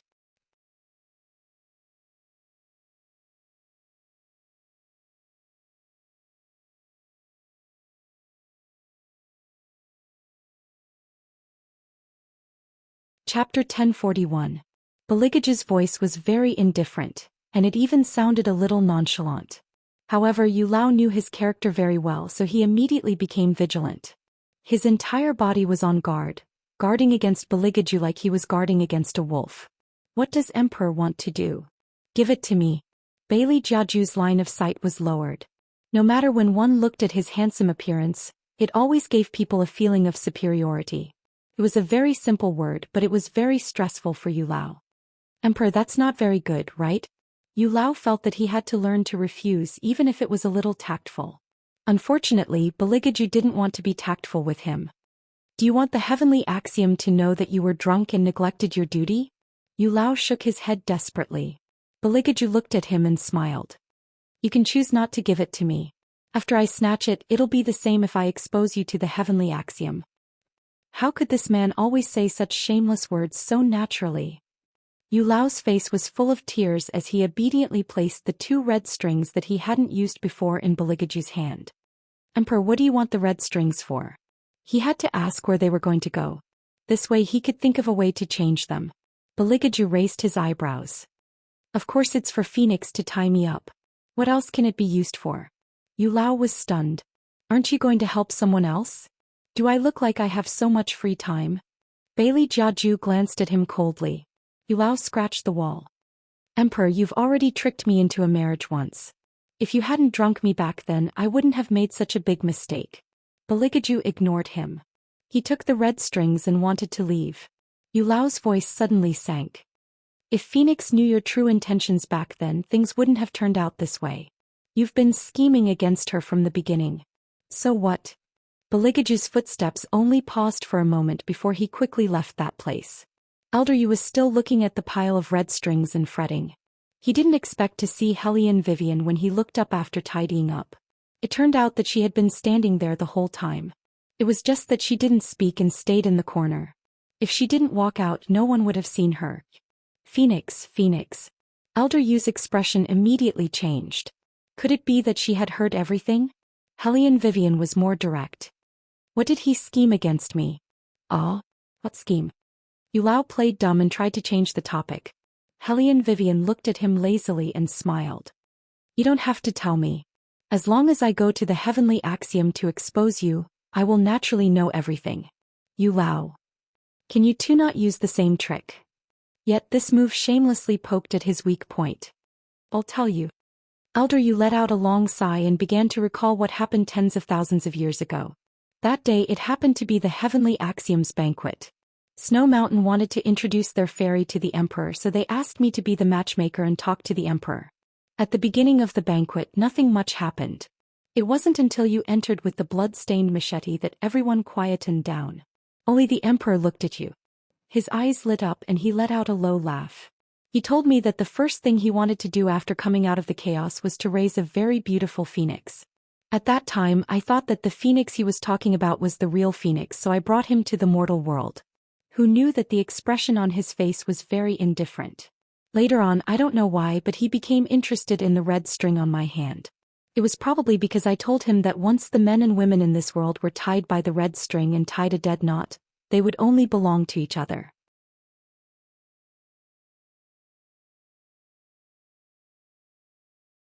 That was why he took the red string and tied the two of you together. He said that the phoenix in the mortal world couldn't be compared to the one in Buddhism. The prouder something is, the happier it is when it submits to you. Only then did I know that the one he had always wanted to raise was you. Hellion Vivian quietly listened to Yu Lao's words and didn't say anything. She just looked at the mess in his hand and asked, "Is your marriage fate wrong?" Yu Lao couldn't figure out what Hellion Vivian was thinking. "It's being remedied. One part of it is almost recovered." "Yes, I know. Because the benefactor you mentioned just now is me." Hellion Vivian stretched lazily. "Is there a knot between them?" Yu Lao coughed lightly twice before saying, "Logically speaking, all the red strings in the world should be knots. After all, marriage fate is also formed by walking. If you don't know how to cherish it midway, the color of the red string will become lighter and lighter. When the fate is over, the red string will automatically untie and disappear. However, the red string between you and the Emperor wasn't tied by me. It was the Emperor who learned the method from me and tied it himself. He tied a dead knot. It was also from that day onwards that the two of you gradually began to get close to each other." "Is that so?" Hellion Vivian softly spat out these two words. She lowered her head as if she was thinking about something. Yu Lao asked tentatively, "Phoenix, since you decided to help this couple, why didn't you give them clear instructions? This way their red string wouldn't be as unpredictable as it is now." Hellion Vivian raised her eyebrows. "It's nothing. It's best to let nature take its course when it comes to relationships, isn't it? Moreover, I didn't know that I would receive such a business deal in the beginning. As you can see, I'm not an adult yet. What I need the most is to accumulate merit. It's enough to help living beings regain their physical bodies. As for marriage, it's not within my jurisdiction." When Yu Lao heard this, he paused for a moment. Then he said hesitantly in a low voice, "If you use merit, growing up will be very slow, right? As long as you have a bottle of holy water, Phoenix can become an adult. Didn't the Emperor tell you?" Hellion Vivian also stopped what she was doing. Her eyes darkened slightly. "Oh." As expected. Yu Lao let out a long sigh. "What the Emperor wants is to personally raise you because Phoenix's nature is to recognize a master. When you grow up, you will definitely not be able to leave him." Hellion Vivian didn't say anything. She had always known that men liked the fact that she became younger. However, she had never thought that it would be for this reason. Of course, Yu Lao didn't dare to say anything more. He had to stop at a certain point. Moreover, that soaring demonic aura was still there, which meant that the man hadn't left this place. Perhaps he was looking for someone in the hospital.